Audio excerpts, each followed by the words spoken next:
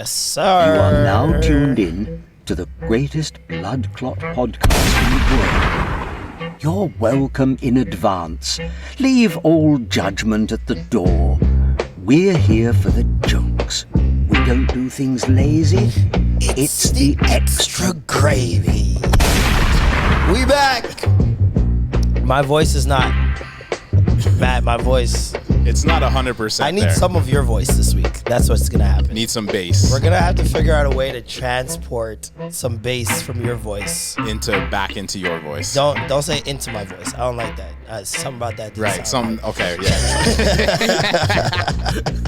That's somewhere didn't sit right with my spirit real quick. Oh shit. But yes, if I sound like I haven't hit puberty today, guys. Caribana weekend, man. Hey, Mans was working. what you want me to say? I'm sorry. Mans was out here Working nonstop. Jesus. It was a great weekend. Incredible weekend. I'm tired as shit. My mind is foggy. No doubt. I've slept all day. I haven't partied in 2 days and I'm sleeping. Still sleeping. Still asleep. Still sleeping. I tried not to talk yesterday so I can get some of my voice back for today, man. It's been a lot. But speaking of voices, yo, we got an iconic voice on here. Yes, sir. An iconic voice in the making. When I first heard this guy, I was like, is that Biggie? Is that Biggie Biggs? It's not Biggie Smalls. Is that Biggie Biggs? This kid really wowed me, man. Like, we got Seko in the building. I appreciate Yes, that. sir. Yes, sir. This is a guy I feel like more people should know. Thank you, yo. And I feel like it's very difficult considering your style of music. Yeah, it type is. of music you make for your age is very difficult. What I'm saying by that, I'll let you guys know he sound like Biggie because he does. But it's not like Gorilla Black. Gorilla Black was trying to sound like Biggie. Gorilla Black was trying. And bless his heart, he killed it. He bodied it. Yo, he had two big tracks. The Beanie Man track hard. Dog. And he was Jamaican? Nah, it was kind of like too perfect. But man, I heard you and I can't remember what the first video was. What was that first video that I tweeted or? I remember it. It was like it was me in the studio and I was recording it and I think it was on the Android. It looked kind of like grainy. Yep. So yep. People. I remember it. Yeah. No. We gotta play it now. We gotta play it now because this shit. When I heard it, I was wow. I was pleasantly surprised, man. Yeah, thank you. I mean, dreams we swallowing the goals we following the trolls we following the dreamers. Ever since Pat Poose, I was just a Nakarima dreamer. Man, they gave us all hell. Man, they Hiroshima, FEMA. Take time when I front, take time when I come, take time with a blunt. It's that time when I come. It's ghosts, baby, the vividness. They feel it in the trunk. The world's crazy for bucket, man. They live it when you up like fools, baby. But different until my time comes. And until my time comes, I'ma do this shit for us, but who dreams and dope fiends, they killing, they both be the killers of the adrenaline. that was the part. That was the part when you slowed it down. Dope fiends, dog. That shit. Wow. That. Biggie's my favorite rapper. I was gonna say that's giving me Biggie flow. Thank you. Is it on? Exactly. Oh, Yeah. Thank you so much. Yeah. Right? Very Biggie, right? Yeah. Yeah, man. That's the first thing I thought of. And did I tweet it? Yeah, I remember you you just like retweeted it. And then people didn't think it was me. Like, they thought it was some, like, old studio footage. I'm like, nah. Yeah, because it's on an Android and it's bad grainy. So I'm like, I was like, is this from the 90s? Like, is this nigga? Nah. So you admit that Androids have bad grade? No, but that was back when Androids had bad grain. How long ago was that video? I think that was like 2017, 2018 or Yeah, something see? like that. Androids wasn't involved hitting on yet? shit Okay, yet. okay. Yeah, they were not on shit yet. Wasn't on shit yet. But nah, that helped it.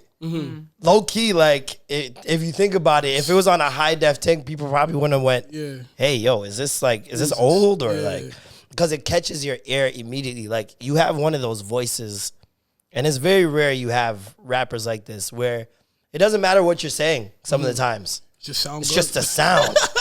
You just want to hear that driving, like, you know what I mean? Like, and I love that shit. Like, were you always listening and growing up listening to Biggie and like old school music? So what happened was like when I was a kid, my mom was like had to go do her clinical because she's a nurse. Okay. And then what's your background? I'm Kenyan. Let's go. You don't hear that a lot. Yeah. Is there a lot of Kenyans out here? We're mixed around, Yeah. Like some of us here, some of us in the West, and some of us in the East. Okay. But yeah, like my uncle, like he was just so fascinated by like American lifestyle and stuff. Mm-hmm. So I used to just drive around with him and used to just be listening to just a bunch of East Coast rappers. And then when I started rapping, I have a lisp, so I just sound the way how I do. Yeah. Then, Use your lisp to your advantage. Yeah. Which is odd when it's something that's like mainly to do with linguistics. Yeah. It's dope that you found something that people usually call an impediment and made it your power. Like, is that how you feel with it right now? Real shit. Like, cause it's something different. Like, Yeah. you know what I'm saying? Like what you said, when you hear me on the track, you already know that, that's that person. Like, Exactly. That's that guy. So, but at first it was kind of like, it was different. It's a little different. Like, you know what I'm saying? Like, Did you grow up with a lisp? Yeah. Okay. Yeah. Kids make fun of you? Yeah, I think so. Yeah, maybe. Yeah, no, Tries to definitely. erase it from his memory. Yeah, Traumatic. You know what I'm saying? You gotta just bury some things. Like, you know what I'm saying? Don't kill me. But yeah, man, like you got that old school flow. And how old are you? I'm 30. You're 30. Yeah. Okay. So then when you were doing that and you're seeing all these other guys on the like lean flows and the mumble rap, like did you ever feel a need to conform or like change up some shit? To be honest, I go outside, so like I listen to it. Like I be in the clubs, like I seen you in the clubs, like, I listen to it and stuff like that, like, but it doesn't make me want to make music, like, And it was difficult at first because like what was funny was because like when the Migos came out, nobody was ever trying to hear nothing with lyricism at all. Facts. So I was just performing in front of white crowds for like my first like 3 years of my career because nobody ever wanted to hear that shit. Yeah. Listen, The West loves some hip hop. I will say you do have a voice for a Caucasian rap ear. Oh. Them white backpack rappers, bro. Those are the first people to fuck with me still. Because they feel like first of all, I have a theory that they can't connect with today's music because they're always behind. And so in being always behind, you kind of got to go back. You kind of go, yeah. And on top of that, if you're a white just consumer of black music, you never want to be put to the test and lose. So like for a lot of us black kids, right now we're wearing a lot of rock tees. Nirvana, all this other shit. I just bought a Def Leppard one today. Def Leppard got some colors. Def Leppard got some fire colors. They're like tees be on point. I like it. Listen, I don't know. I would love to find out who started the Like rock band band tees? tee, because man, you should be kicking yourself right now for not making some sort of monopoly on it. Because like every Dick, Tom, and Harry just selling. It's the easiest way to even become an entrepreneur these days. Yeah. If you want to like do a clothing company, I'll slap Kobe on a shirt. You know what I mean? Like, and put it in this rock band tee format. And so like, you see a lot of times when I'm wearing a rock tee, white people will be like, oh, do you know blah blah blah? It's like a guy so seeing excited. a woman know basketball, and now you're like testing her, like, does she know basketball? It's kind of racist, but it's not. It's kind of sexist, but it's not. You know what I mean? Like, and so I feel like with a lot of white consumers of black music, they always go back to the root, and kind of stay there because it's easier to understand. A lot of those trends have been played out or gone or whatever. And then on top of that, you're increasing your knowledge on something that people might check you for. You can't test them on the Wu-Tang Clan. Exactly, like, exactly. You want to be fully immersed and say, yeah, I'm down. Like, I'm down. Yeah. You know? So, like, would you find that to be, like, a detriment if you, like, blow up and your crowds are majority white?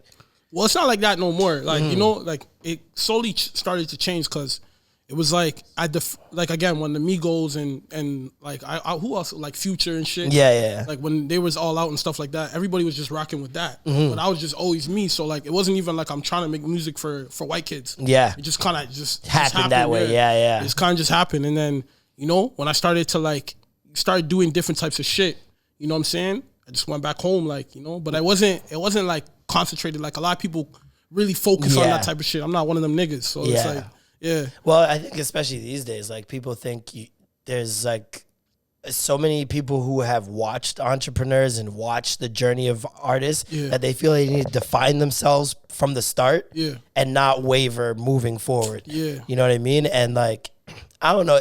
I just feel like especially with your type of music, there are people who need to hear the content of the lyrics and the music and stuff like that. But getting there when you're in your lane in particular, you don't have the gun gimmicks, the drug gimmicks, posting with the lean. Like none of that stuff is even gonna connect. You know what I mean? So how do you market yourself? For me, it's just like, I already know that like I'm a everyday dude who just has an extraordinary talent. Like that's the way how I think about it. Like I'm an everyday person, but I have an extraordinary talent. So I feel like people, you know what I'm saying? Like there's time to my music to have substance. Yeah. It's time to party. You know what I'm saying? Yeah. So it's just like a mixture of both. So like the way how I try and market myself is like, I just try and be a man of the people. Like I don't really be like into like what everyone else is into, not just because I feel it's whack. It's just like, that's just you. That's just me. That's like, what's you know? So it just is what it is. So if you rock with it, you rock with it. If you don't, like that's the best way to be, man. Yeah. It's the best way to be. What has been one of your favorite moments in this journey? Shit, that's a good question. You signed with a label. What was it? Was that big? That was cool. Like for me, I'm from a little town. Like I'm from Curtis, so like it was different. Like Curtis, hold on, wait a minute, wait a second. Curtis, you ain't gonna skip over that. Definitely not. Are you from 50 Cent or where's what is Curtis? What do you mean? You know where is Oshawa that? Is? Okay, yeah. So we the next town over. To the east.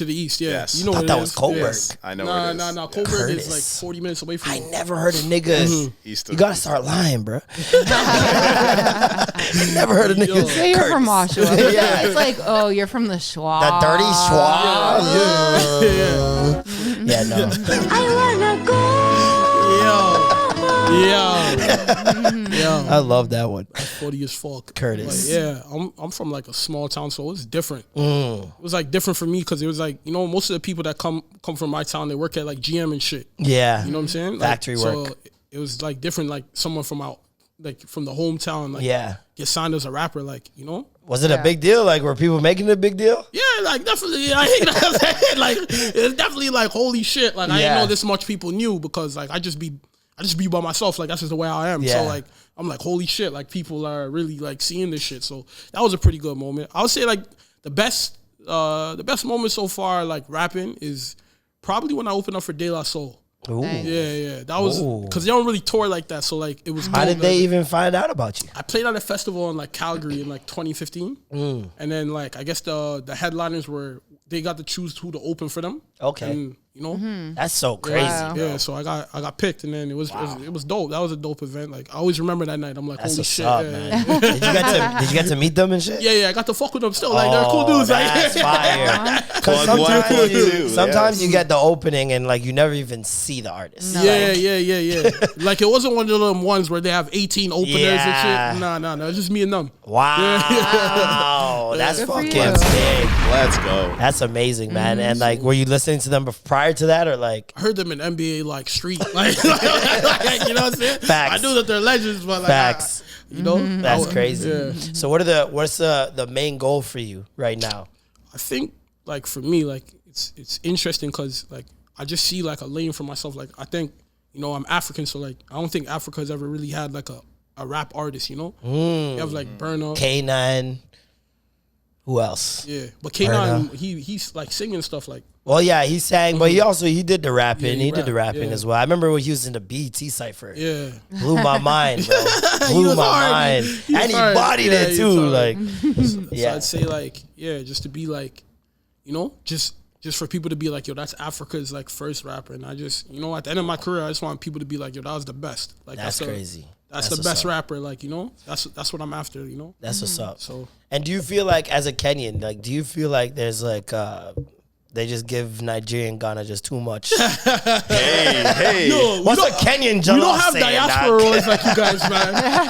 Like, yo, for me, like I never because everyone think I'm West African already, so I never really, you know what I'm saying? Like I never really like grew up like, oh shit, like Nigeria and Ghana are just hella huge and shit. Because everyone always thinks like, you know, but like nah, I fuck with them. Like it looks like if they win, we win. Like you know, that's the way how I see it. Like, well, especially now that the Afro beats is out and popping. Like, do you feel a need to get a part of that? Like get a 1-2 Afro beats track going? Yeah, I can't wait to start putting out more shit, like especially with your question earlier, like just my type of music. Like it's like I have so much other shit, like you know, I just like a lot of people see me, they see me rapping and stuff, and they're like, okay, you're a lyrical rapper. And I'm like, yeah, but like I can do bare other shit, like, you know. So like I definitely have dived into like that lane. I've been on R&B tracks and shit. Like I've done all of it. R&B like, tracks, that'd be a body. That'd be a body for you, and like. Yeah, that's interesting. Do you feel boxed in? Yeah, definitely. Because the city's, it's different. It's different in Toronto, like, because like, it's like, I feel like nowadays, like, we talk about everything but the music. So it's hard for me, like, for someone who just wants to, you know, that's what I'm saying. From the gimmicks, Because the way how to get a post, you got to be a meme kinda, and like, you know.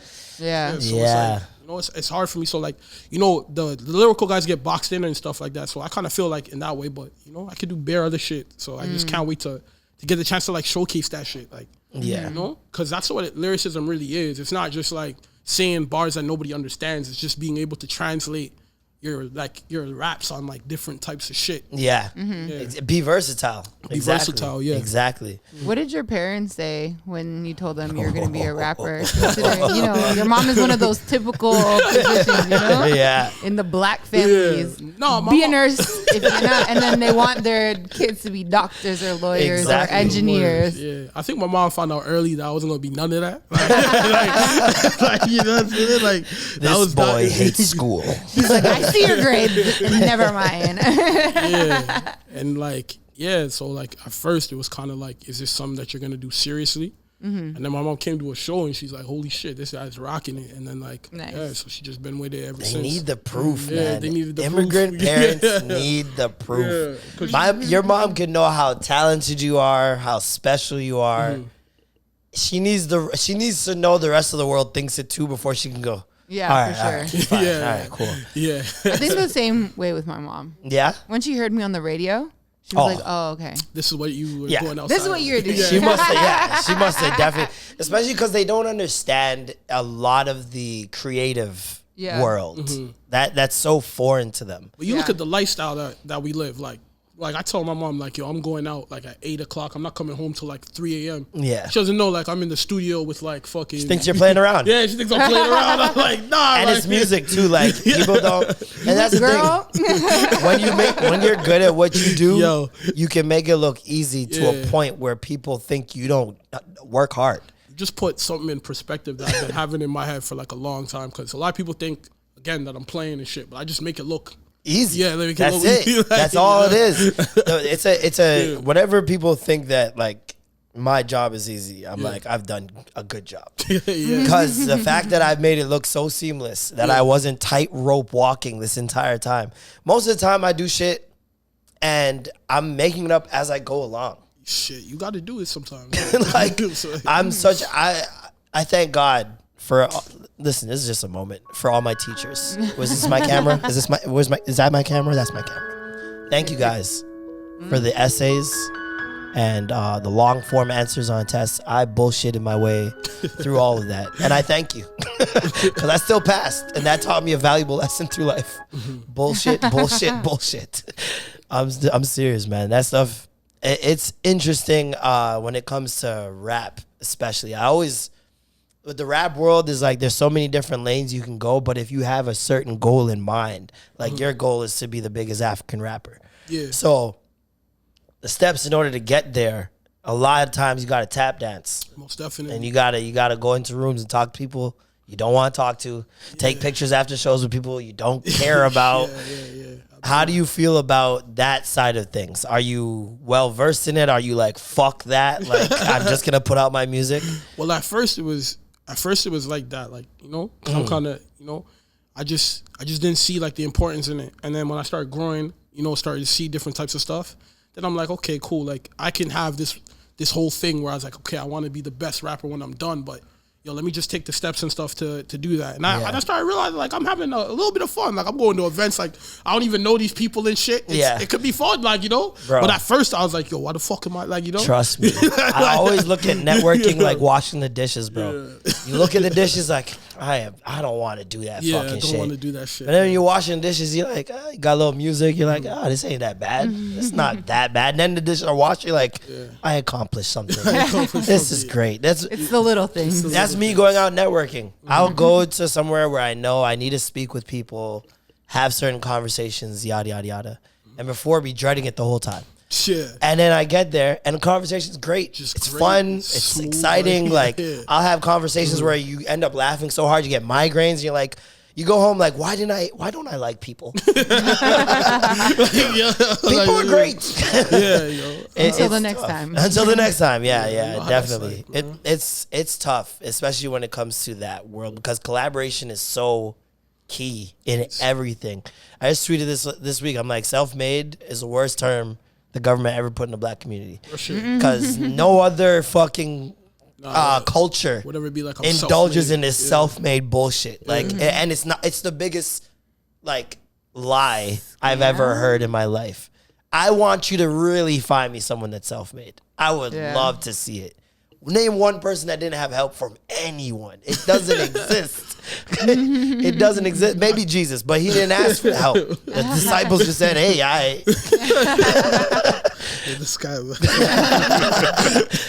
don't know who else, bro. Like, I don't get that term. And like, when you're talking about the arts specifically, like, how do you find producers to work with? Like, how do you decide who you're going to collaborate with? I don't really care. Like, if somebody sends me a whack beat, I don't care, like, if you're, like, 1 million followers, like, did shit with Thug and everyone. I don't care. Like, I'll work with someone. You just don't like it? You don't like it? If I don't like it, I don't like it. Wow, are you saying you turned down a Zaytoven beat? That's crazy. That's crazy. This is actually going to be exclusive. Premiere. These are all facts. All facts. I'll tell you guys a story, though. It wasn't Zaytoven, but, no. yo. Timberland. Oh my God. This is actually going to be exclusive. World premiere. We are mixed up here. Too much. I remember the dude. I ain't gonna say the dude's name, but like, say his name. Oh my goodness. So you make what to start with? Let's do a guessing game. Just tell us what to start with. P. Pharrell. Oh my goodness. Skateboard P. Yeah. So I was having like, it was one of those times like in the industry, like when you're having a rough time, like you just can't move forward, you can't move sideways, you're just stagnant. Yep. So I meet this producer on the internet, like I think it was off of Clubhouse or whatever. He's like, yo, you're dope or whatever. So I was like, okay, yo, let's like, let's work, send some beats. And then he sent me like the beats or whatever. And my bro, like, who knows what I was going through? Like, I went through, and it's like one of those things where, you pull up on your boy, you guys smoke one, you might listen to some beats. Yeah. Yo, I played it to him. He was crying, bro. Like, just crying. He's like, yo, you can't get a break, can you? Like, the shit was just ridiculous. And I'm like trying to text him. Like, he's worked with like the biggest of people, like, and I'm trying to like text him and be like, yo, I don't know if this is it, but I don't know. This isn't for me. That's what you guys said. This isn't me. Like, this isn't for me. Yeah. Wait, how does it work when a producer that you've not met, haven't worked with, decides to work with? Like, how do you guys collaborate? Do you go, okay, here's some of my music. If you got anything that sounds like this, send it to me. Or do they just go, here's a beat pack? Deal with that. There's some times where it's like that, where like someone will be like, yo, here's a beat pack. Just go do whatever you can. If you take two, you take two. Yeah. Here's like 5 beats. But he sent me like 8 of them, and 8 of them missed. I'd never seen that in my life. 8 for 8 in the garbage. Wow. So I was like, yo. 0 for 8. Yeah. So I was like, yo. 0 for 8. Yeah. So it's like with a verified check. That's a horrible free throw percentage. I can't even believe I'm saying this story. But like, yeah. But it's like, that's how I felt. I was like, yo, I ain't rapping no more. Fuck that. My God. I'm gonna join the union. Fuck that. That's the way that shit was. 0 for 8 with a verified check mark. I'm sick. Yeah. You niggas need to fix your life. But the thing is that the reason why I was like not like disrespectful, the reason why I was crazy is because I know he keep the good batch for those guys. You know, and he was sending me the other stuff. Oh, that's a dirty game. That's a dirty, but I get it. Change. I actually kind of get it. I'm not gonna lie. Because as a creative, like you said, stagnation. A lot of times that stuff happens, and creatives are ebbs and flows. There's sometimes you're making mad money, sometimes you ain't making shit. Yeah. And especially for producers that are just, they don't know what is, especially when you have a beat for so long, I think sometimes you lose, like, is this slapping? Yeah. Does this slap? Like, or they don't have friends. You know, that like too. My friends would be like, yo, that's whack, yo. Exactly. Like, you know, bunch of yes men around. Too many yes men. Yeah, or they don't listen to anybody. And they just think that their air is the air. The ear, yeah. You know what I mean? And so that is super wild. That oh my God. But I get it because, you know, maybe I make a $2 off you. Or $3 off you. $3. These guys don't care. That's what they want. They just want to get these beats out. Trying to get the rent. You know, I wasn't even mad at them. And if you could sell the bottom of the barrel, it's like, niggas will take it. I'm not one of them niggas, but niggas will take it. Not me though. God bless. That is fucking funny. How much do beats usually cost? Yeah. From it varies from like 200 to like 500, because that's why it's crazy. Nigga, I'm in the wrong business. That's why it's crazy when producers are like, yo, like, I don't get paid and stuff like that. I'm like, in this business model, you're the first one that actually gets paid. Wow. Like, you can go on BeatStars and sell like one beat 1,000 times for $200. I can't do that with my raps. You can sell the same beat a bunch of times on beats? Yeah. Like so if you don't buy like the masters or whatever, and everybody buy, or you can sell like non-exclusive agreements. That's all what it is. But like, you can be on BeatStars. Like, some of the producers on BeatStars who have like maybe even like 50,000 followers, they're making money. So wait, BeatStars is a site. Yeah. Actually, like a social media for that producers. Works at BeatStars. That works at BeatStars. Should talk to her. It's an about amazing this. site. That's very interesting. It's an amazing site. So it's a BeatStars is like a social media for producers. Yeah. And artists. Yeah. And you could do non-exclusive beats where other artists are aware that other artists have this beat. But the whole thing is, it's like, my track's gonna be bigger than that track, or you might not know. Yeah, you might not know. Like, you know? So it's like a whole model. But actually, like, the producers get paid first. So like, that's why when I see on social media producers like say they're not getting paid, I'm like, that's not accurate. You're not getting like the big bag, but you're getting money. Or you're not doing your business correctly. That's true. That's what I tend to see. Everybody gets a pack. That's what I tend to see. Send this shit away. Like, the industry is filled with people who don't do business correctly the first time, then come back 10 years later and cry to us. Like, we can do something about it. Or like, what gets done to them, they do to a next person. They do it to the next person. Look at fucking Mace. Mace calls himself Diddy 2.0. That is the crazy. Man gave Meek Mill, what was it, 5 stacks? It was Fabio 5. Fabio. 5 stacks to sign him. $5,000. That is not even rent in New York. I don't think so. Oh, okay. I don't think so. Because I was like, crazy. what? Maybe he did, and then we didn't hear about him until he was like, fuck Mace. Like, who knows? But Crazy. Maybe. yeah, no, that's another thing about the music industry. It's so predatory. Like, niggas will get done dirty and be like, all right, I'm doing niggas dirty too then. Fuck everybody. Like, you know what I'm saying? As soon as I see an artist that's hot start signing other artists, I'm like, I don't know if this is the right move for y'all. Like, because rarely does it work out for everybody. Nah, it's going to work out for two people. Two people. Max. MMG. Who did it work out for? Meek Mill? Rick Ross? Wale? I argue Wale would have been just fine without them. Maybe even bigger.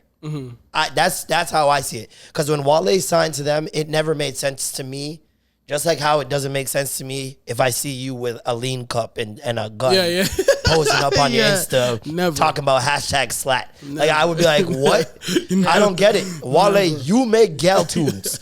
You do spoken word. But Omarion was signed to MMG too. Didn't make sense to me either. Maybach O. And Omarion only did that because he got bodied off of Young Money for leaking the Bedrock after a week being on Young Money. A week. 1 week he lasted. How did he leak Leaked Bedrock? his version. Oh, he leaked his version. Leaked his version of Bedrock. They yanked him off there and put Lloyd on. Wow. 1 week he was with Young Money. Oh, that was him singing? Yeah. Originally. Originally? But his version is horrible. Ugh. It sounds Yuck. like... It's bad. Crazy. It's really bad. Let me find it. Big up Lloyd, the honorary Trini. Yo, Hey. that man looks so Guyanese. I've never seen, like, if there was a definition picture of a Guyanese person, Lloyd would be it. He looks like he smells like Dalpree. I'm lying. Wow. I'm lying. Not the Delpree. Oh, God. That nigga is quintessential Guyanese. This is the Omarion version? This is so bad, yeah. Kane is in the building, nigga. How did you find that so quick? Hey, man. She got that good. She Michael Jackson All right. bad. She saw the fireplace with all. All right, Gunna. Gotta. And she know. Yeah, you know. So, what's up? You know. Okay, I get it. That man didn't even wait for them to mix it correctly. Lloyd was definitely the better choice. Lloyd came on and said, ooh, baby. Niggas is like, yeah, let's get it. Let's get it. That man, what happened with Lloyd? That's a good question. I don't know. Because he never fell off. He never dropped anything that was like bad per se. Yeah. He wasn't in any controversy. He's not having 8 babies with 8 baby moms. So what's going on with Lloyd? And he had a really, you know what it was? No marketing? Remember that one video he was playing the guitar naked? Oh, that was awkward. It was very awkward. That's crazy. You didn't see that? No. It's probably for the best. Yeah. You never look a guy into the same. What's next for you, man? Shit. That's a good question. Like, I just got so much music to drop. Like, I have so much like music to drop and like so many like different ideas and stuff. Like I've been having an album in my head for like the past like 2 years. I've been trying to like get in and get it done and stuff. So hopefully that in like the new year or maybe later on this year. But I got like singles coming out and stuff, like videos. So we just gonna keep it going. Like, you know, it's mad dope to like see that people are kind of like anticipating what I got going on. Cause you know, I've been having this stuff in my head for like a long time. So it's dope to like, you know. Hey, it's good that you're not rushing it. No. You know what I mean? Like, especially when you're where you are in your career, everything needs to just be done in due time and like done correctly. Some people feel like they need to just go. Yeah. And how do you feel with that when it comes to, because you say you have music, like is it burning a hole in your pocket? Like, yo, I gotta put this to the streets, or do you wait for like a rollout? Is there a rollout? Well, like there's some days like obviously where you're like if this shit was on the radio, like my car would be different. Like you know what I'm saying? You start having those thoughts. But you know, everything moves at its own time. Like for me, I'm not one of them dudes who makes some shit and just wants to like just put it out like flash in the pan. Yeah, flash in the pan, just for people to be like, I got a dope song, because I know that's not how this shit works. Yeah. So like, you know, I'm good on like, as long as it's the right songs, I'm good on waiting on it. Like if it's like some that I don't like, I won't be as keen. Yeah. You know, but like if it's like the dope songs and the shit that I can actually like see like progressing my career, I'm with it. Yeah.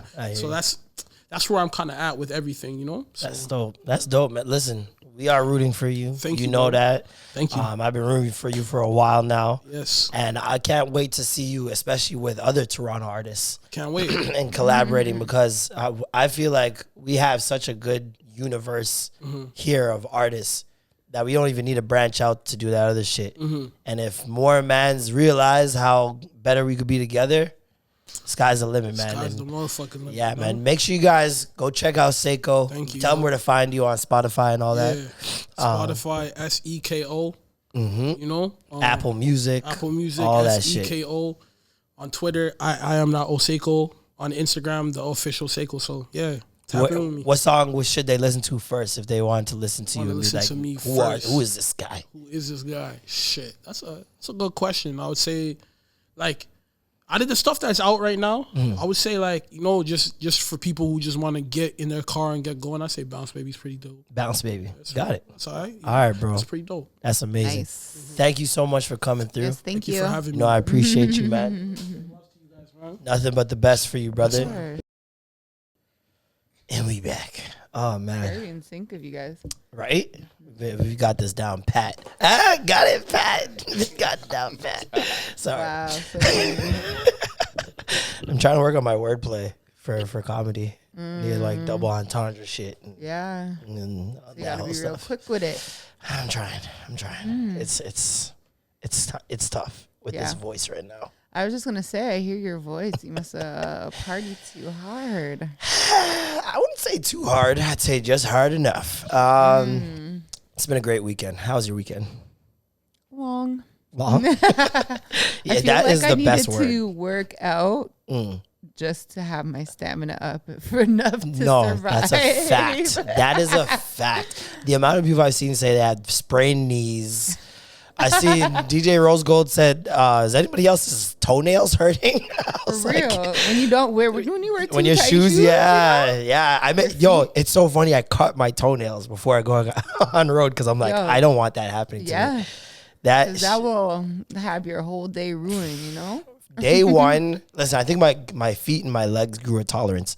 Day one, I went home and my feet were bunning.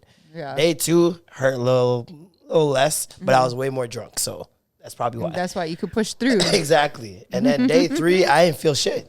Because it was like, fuck. My body's like, just listen, do your thing. Do your thing. It's when you have to recover. Today I was walking around like, Yo, I didn't walk around. I slept all day today. Yesterday we were in bed all day watching Love Island. Didn't move. And my voice was 10 times worse than this. It was just a lot. A lot of yelling on mics for me this weekend. I heard Soho House got locked down. Locked down? Yeah. What do you mean like, locked down? because it ran later. Yeah. And then the police came. Because I showed up later. Oh, the police came? The police came and said like, maybe like between 9 and 9:30, I guess. Oh, wow. Yeah. They came so apparently they said that the music was playing too loud, but it wasn't from Soho House. It was actually some next place down the street that was blasting on a music. Roof. Yeah. And so DJ'd by Fly Lady Died, Norm's girl. Oh, that's who it was? It's your fault, Diana, that I couldn't party at the Soho House, okay? That's so crazy. Yeah, no, she was hosting, she was DJing a party literally a block over, and they were on the rooftop, and they were going crazy over there. She said she could hear our music, though, as well, so I don't know. I don't know what was what, but... Who's lying? But, like, even after, because, like, I came there later because I had work or whatever, so...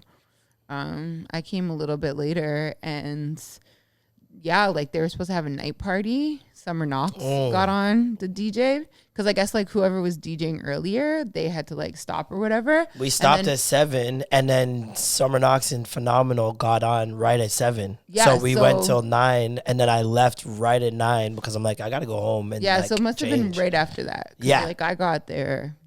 Like I spent a little bit of time at the Soho House and like there was people there, but not really. It was like a couple of people eating upstairs on the rooftop and in the restaurant and stuff like that. But like the main floor was just destroyed. Like it looked like somebody like ran. Listen, it was rammed. I saw the video. It was rammed, but like rammed in a good way. Like everyone still had space to dance and like vibe out. It was such a good party. Like shout out to Monique. Shout out to Soho.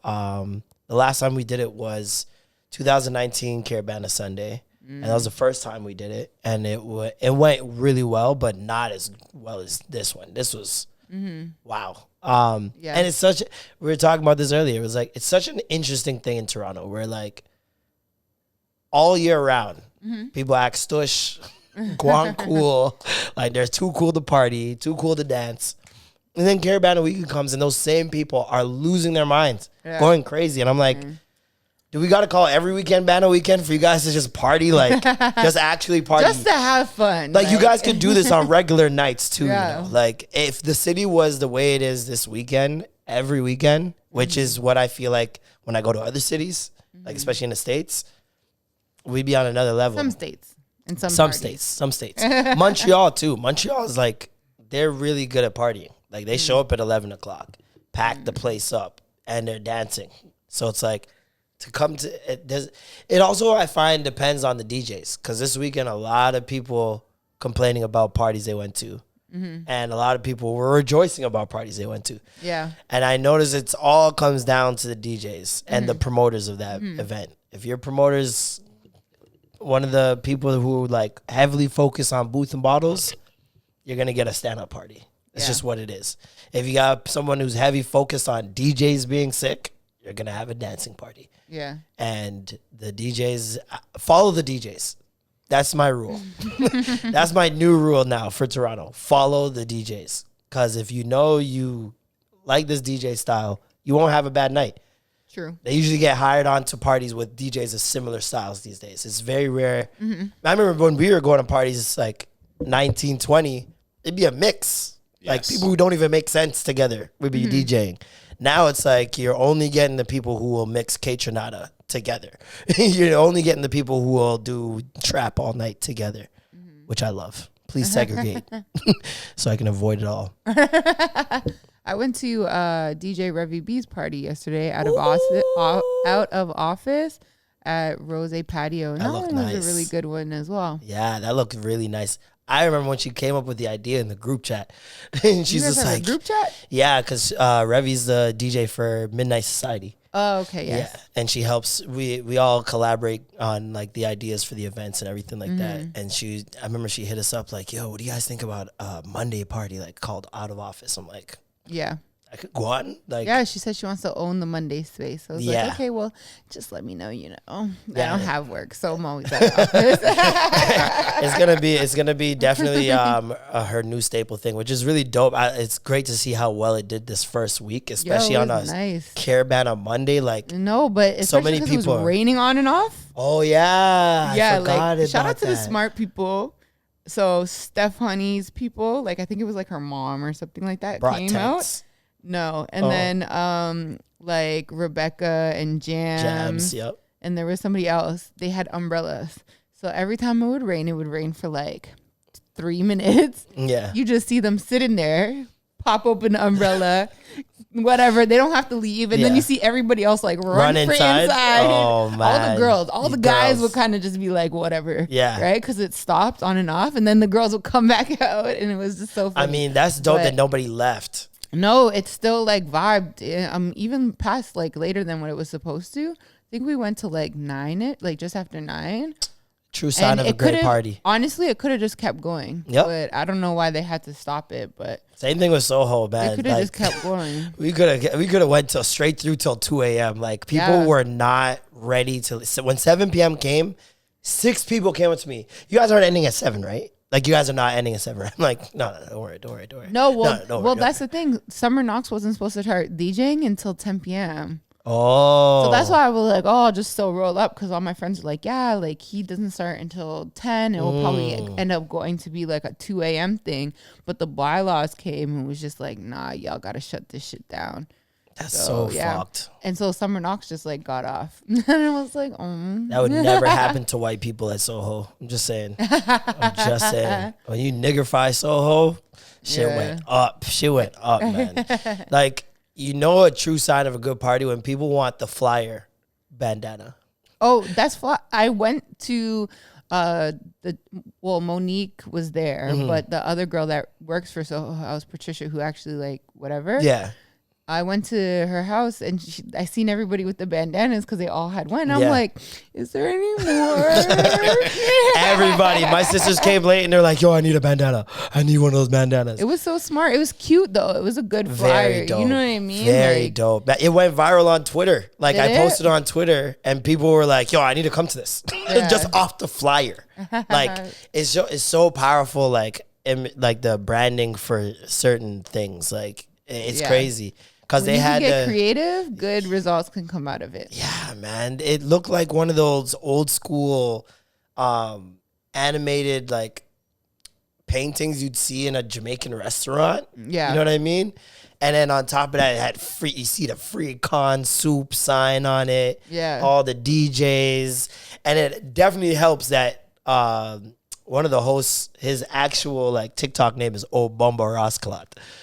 So many people did not know that was a person. They thought it was just like a saying on the thing, and it was just adding to it. And it was just like, it was so crazy. Shout out to Obomba Rascalat, by the way, who will be on the show in a couple weeks. We're gonna get him come through.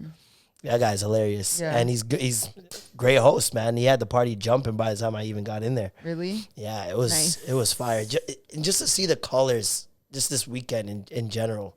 Yeah, just the colors. Everyone's so like colorful. Like we have I would say 8 months of cold. Yeah.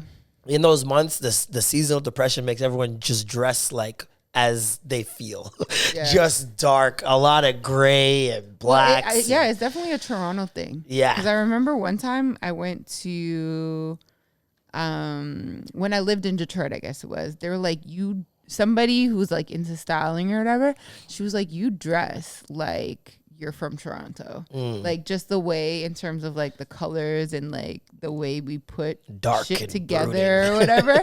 She was like, you dress like you're from Toronto. I'm like, oh, I didn't know that was a thing. You know, I knew London was a thing and New York, the way they dress is a thing, but I didn't know Toronto had their own one. But that's crazy. I do agree. I wore like a lot of colors this weekend. This week, I did the Adidas boat party last week. I wear white Adidas and did a green. lot this weekend. I know, and I was with Adidas like all weekend. They did a lot. Shout out to Adidas Big up for Adidas. making me Sponsor us. Yeah. Come through. Okay, I'll holla at somebody, okay? Thank you. But yeah, like I did the boat party. I wore green and like, you know, people were colorful on that. On Sunday, on the Saturday, I had my like pink hair. I seen the makeup. Yeah, I seen the braid. This girl's learning how to braid her hair in the middle of the night. YouTube videos are up and everything. It's so funny watching girls like get like ready and glad. You guys hate it, but love it together. If that makes sense. Seeing girls get ready together is a completely different experience than seeing a girl get ready by herself. Like, you guys get into it. And just seeing the preparation for Caribana is one of my favorite parts, along with, like, seeing all the costumes the morning of and shit like that. And how people decide to show up. Because very rarely do you see anybody. It's like prom. It's not like you're seeing people who are going to look like what they looked like 2 weeks ago. Something's going to be different. Hairstyle. Absolutely. Makeup. I've never had pink hair. Yeah, I've never seen you with that kind of hair before in my life. So not even the style. Like, you know, I don't even wear it in like 4 braids either. Yeah, exactly. Like, and then I put extensions and it was like pink. Like the front ones were ombre. So it went from purple to a really light pink. And then Shout the out back to was Aaliyah. just like brown to like pink. Shout out to Alicia for the ombre. Yeah, so it was like, it was fun. And like I did my makeup, like I usually just do basic shit, and I actually tried to make it like colorful and like have fun with it. You know what I mean? Like there's a sense of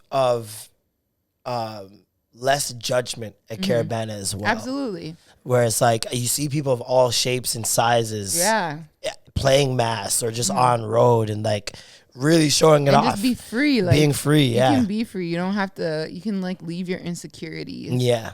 Like somewhere else, because like I was walking with my friend. I'm like, yo, I feel so freaking fat. Like I hate this.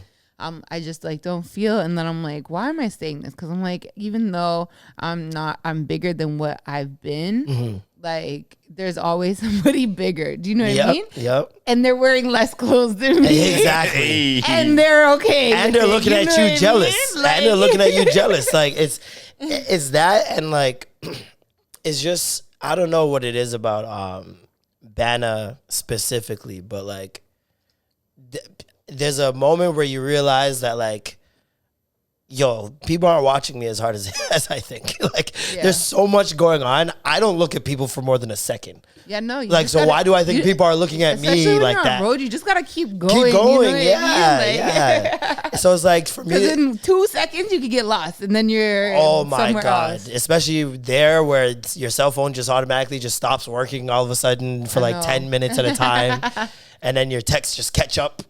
Yeah, it was a lot. I seen obviously a lot of complaints about the Stormers. Yeah, always. I mean, this is an every year thing. It's at this point, I really don't know what to say about that. Like, you know, I never knew it was even a term until a couple of years ago. I'll put it that way. So growing up, I've gotten into the parade the same way I've always gotten into the parade. Yeah.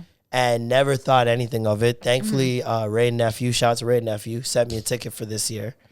And Yeah, it's just I don't see how you stop it until the city decides that is a priority to take care of these people, to take care of the mass bands. Because when you go to Notting Hill Carnival, for example, sections are roped off, and then you have security all around that that make sure that nobody gets inside the rope and bugs any of the bands, right?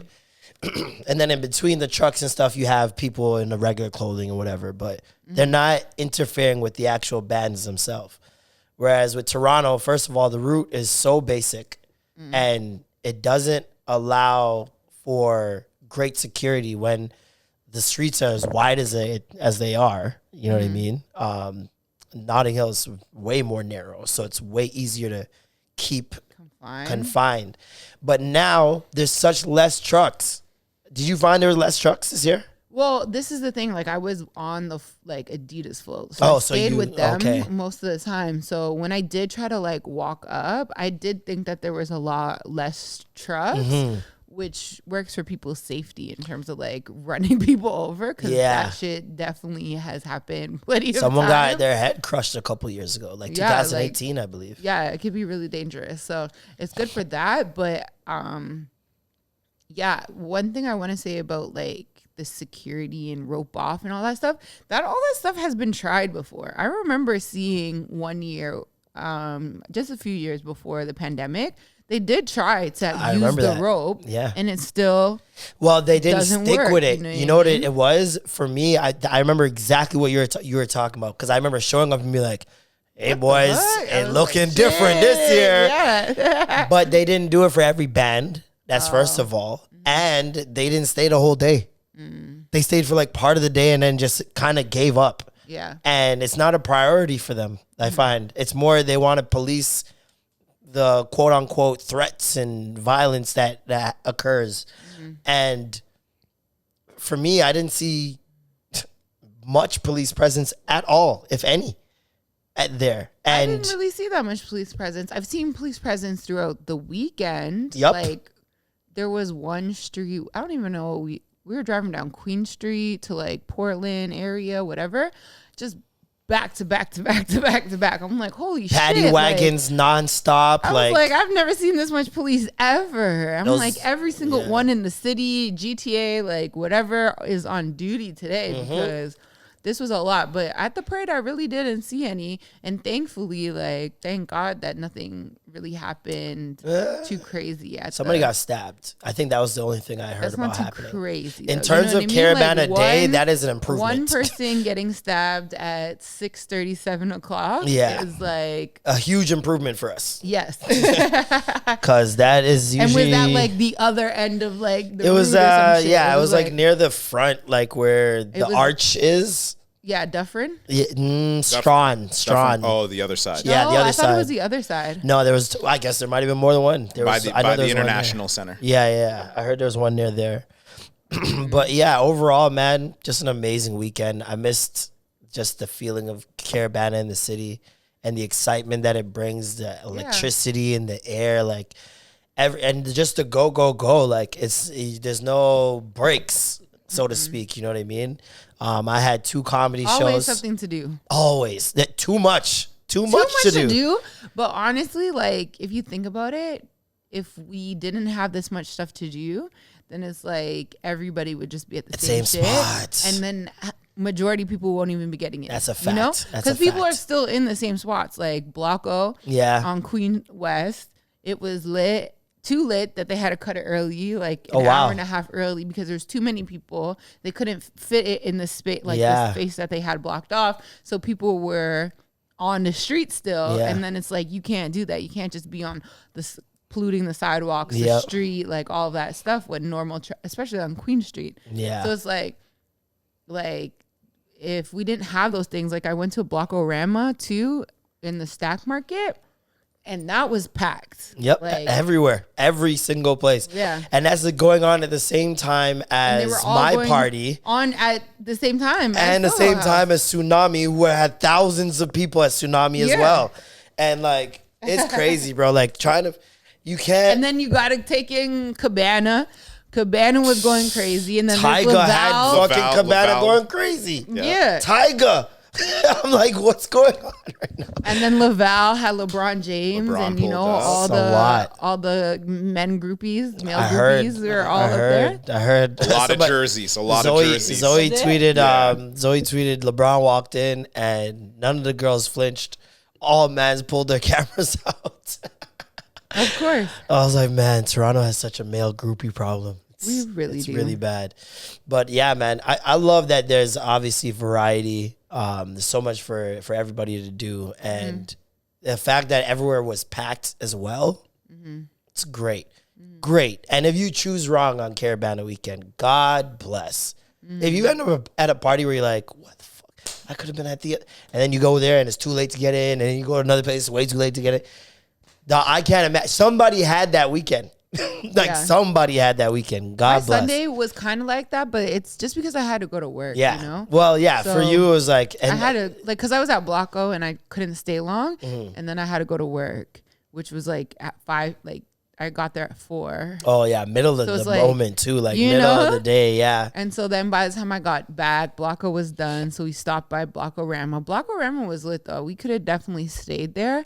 And then, but we were like, oh, let's just try Soho House. And then it was like too late. Too And late, so yeah. I was kind of like, damn, because I really wanted to go. Soho was... Wow. Yeah. Yeah. That's probably my favorite party of the weekend, for sure. For sure. Nice. The day of the parade... I had a comedy show, a second comedy show with Trixx. Shout out to Trixx. Shout out to comedian Ty Davis, Big Irish J. We had 2 shows at the Harborfront Center, and they were both fire. Nice. The Saturday, bro, I'm at the parade at 6:30. I'm like, show starts today, and I'm like, all right, I'm gonna start walking out to the street, getting to the main road over at King Street, so I could catch an Uber and get out of here. I don't know why I didn't think ahead that people were going to be leaving At the same time. the parade around 6, 7, because that's usually when people start going, all right, like, we've been out for a minute. At the exhibition grounds. Oh, yeah. When that float finally got there, yeah. I was like, holy shit. That one spot where everything stops, it was ram up. It was ram up. But yeah, so I started walking. I make it over to like Parkdale area by 7:30. And I get in an Uber. This is a 10-minute drive from there to Harborfront. Uber said 45 minutes. Yep. To Cabana. I was going to like try to go pick up GC, I think. Or no, we were going to go. He was at Cabana. I didn't know that they were already on the way. And I looked, I put the address for Cabana from Dufferin Street. 2 hours. Yeah. 2 hours. And I was like, what? Easily. Even for me to get home, I'm like, I'm going north. Listen, to think of even just that street that Cabana's on, God bless. Yeah. I would never go to Rebel or Cabana during Caribana weekend. I will just never for that park reason. on that street. Never park on that street during gotta park Caribana somewhere weekend. else and walk. Yeah, you have to. Like, there's so many side You'll streets. never get out. Not a You'll chance. Be there for hours. Not a chance, I man. parked there one time for a concert. It took me 4 freaking ever to get out. I was just like, I was that ready parking to lot cry. is it's a logistical nightmare. Absolutely. And you have nothing but water around you. No. Create a fucking road. It's one way in, one way out. Like, it's so bad, man. Yeah, but my friends, like, I had to literally jump out of the car. And walk. No. Oh. I jumped out of the car. I didn't have time to walk. I was going to be on stage in 20 minutes. Oh, yeah. Jumped on a city bike and fucking That makes sense. took me 30 minutes and I didn't stop pedaling. It took me 30 minutes and I did not stop. Even when it's a red light, I'm like timing to go between cars or I'm weaving. I got there, shirt drenched. I'm soaking. The drunkenness is wearing off because I've been drinking all day in the sun. Yeah. I ate before I got on the bike while walking and then started pedaling crazy. It was like a perfect storm of fuck my body. So by the time I got there and I slowed down, I had like 4 or 5 minutes before I get on stage. And I'm just like, I look at the comedians, I'm like, yo, honestly, if I throw up on stage, just God bless. I'm going to try to turn it into something, but this is not going to be good. Like, I felt like I was going to pass out, bro. But luckily, that was the even better show. I think when my back's against the wall, I was just like, yo. You were just like, I have to perform I gotta well. perform, man. I've got to gotta do perform. this. It was good. It was. What would LeBron do? Oh, God. I would never ask. I would never ask that. Oh, Jesus. Kobe, What I'm would sorry. Kobe do? Yes. The power of Kobe compels me. How did you like that venue? How did you like the Harborfront Center? Oh, yeah, no, the theater. Before that, so years and years ago, I did this exact show with Trixx for Black History Month. Harborfront hit me up. It was like 2013. And I'd done stand-up once before that, but I needed the money so bad. Like, they're like, oh, we'll pay you like $600 to do a set, blah, blah. And this is when shit Toronto people say everything was popping off. So they're like, oh, yeah, this guy's a comedian. He'll be fine. And I'm just like, yeah, I'll do it. Sure. So then now I write up my jokes. And it's in essay feel like format. The jokes is like air quotes. Yeah, it's definitely air quotes. Jokes. Jokes. The joke was 2 on pages. you. Oh God. 2 pages. 2 pages, word for word. I'm trying to memorize. Okay, like an idiot. This is how like young and inexperienced I was. I'm on the show with Trixx and Jay Martin. Trixx and Jay Martin, for those of you guys outside of the city, are 2 of the biggest black comedians I knew at the time in Canada. Period. Juggernauts. These guys are beasts. Yeah. They do not play around. They've been in the game for a minute, and they know exactly what they're doing. They're funny, very hilarious guys. And I looked up to them so much because I just looked up to stand-up comedy so much. I've been to their shows, and I'm like, man, these guys are titans. Like, I could never do that. So now I'm on the show with them. I walk in there with my fucking 2 pages. I'm just like trying to memorize them. I'm sweating. I'm nervous. Trixx looks at me. He's got a beer in his hand. Him and Jay Martin is standing there.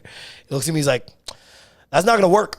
Facts. Yes, I can see it. And I'm like, "Why are you doing? What do you mean?" He's like, "It's not gonna work." And I'm like, "I don't know what else to do." He's like, "All right."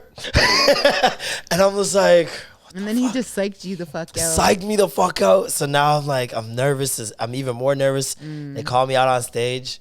It's like I'd say middle-aged to like older black people there, and it's like a banquet hall setting. So it's like I'm up there. I don't even remember what I talked about. It's so long ago, but I remember I did 2 minutes, forgot everything, and said, "All right, guys, thank you. That's my time." I acknowledged it though. I was like, honestly, this is my second time doing stand-up. I've forgotten everything. I ain't gonna lie to you guys. And it was like, yo, you see that one grandma like, oh, it's okay, baby. Like, I felt like shit, bro. Come off the stage. Trixx is like, told you. I told you. And him and Jay Martin are laughing and making jokes about it. And man, in my head, I'm like, I fucked up. Like, in front of the guys, like I fucked up. Your confidence just in the garbage. It was bad. Never touched stand up again for like probably 3 years until Norm hit me up to do a set. And so this show, when I got put, Trixx must have hit up Keith Pedro. Shout out Keith Pedro, and he's like, "Be honest with me, man. Is Marlon ready? Is he ready? Is he ready?" And Keith's like, "Yeah, of course he's ready, man. He's good." Trixx hasn't seen me done. Sure? Listen, might I add, I also fucked up again with Trixx.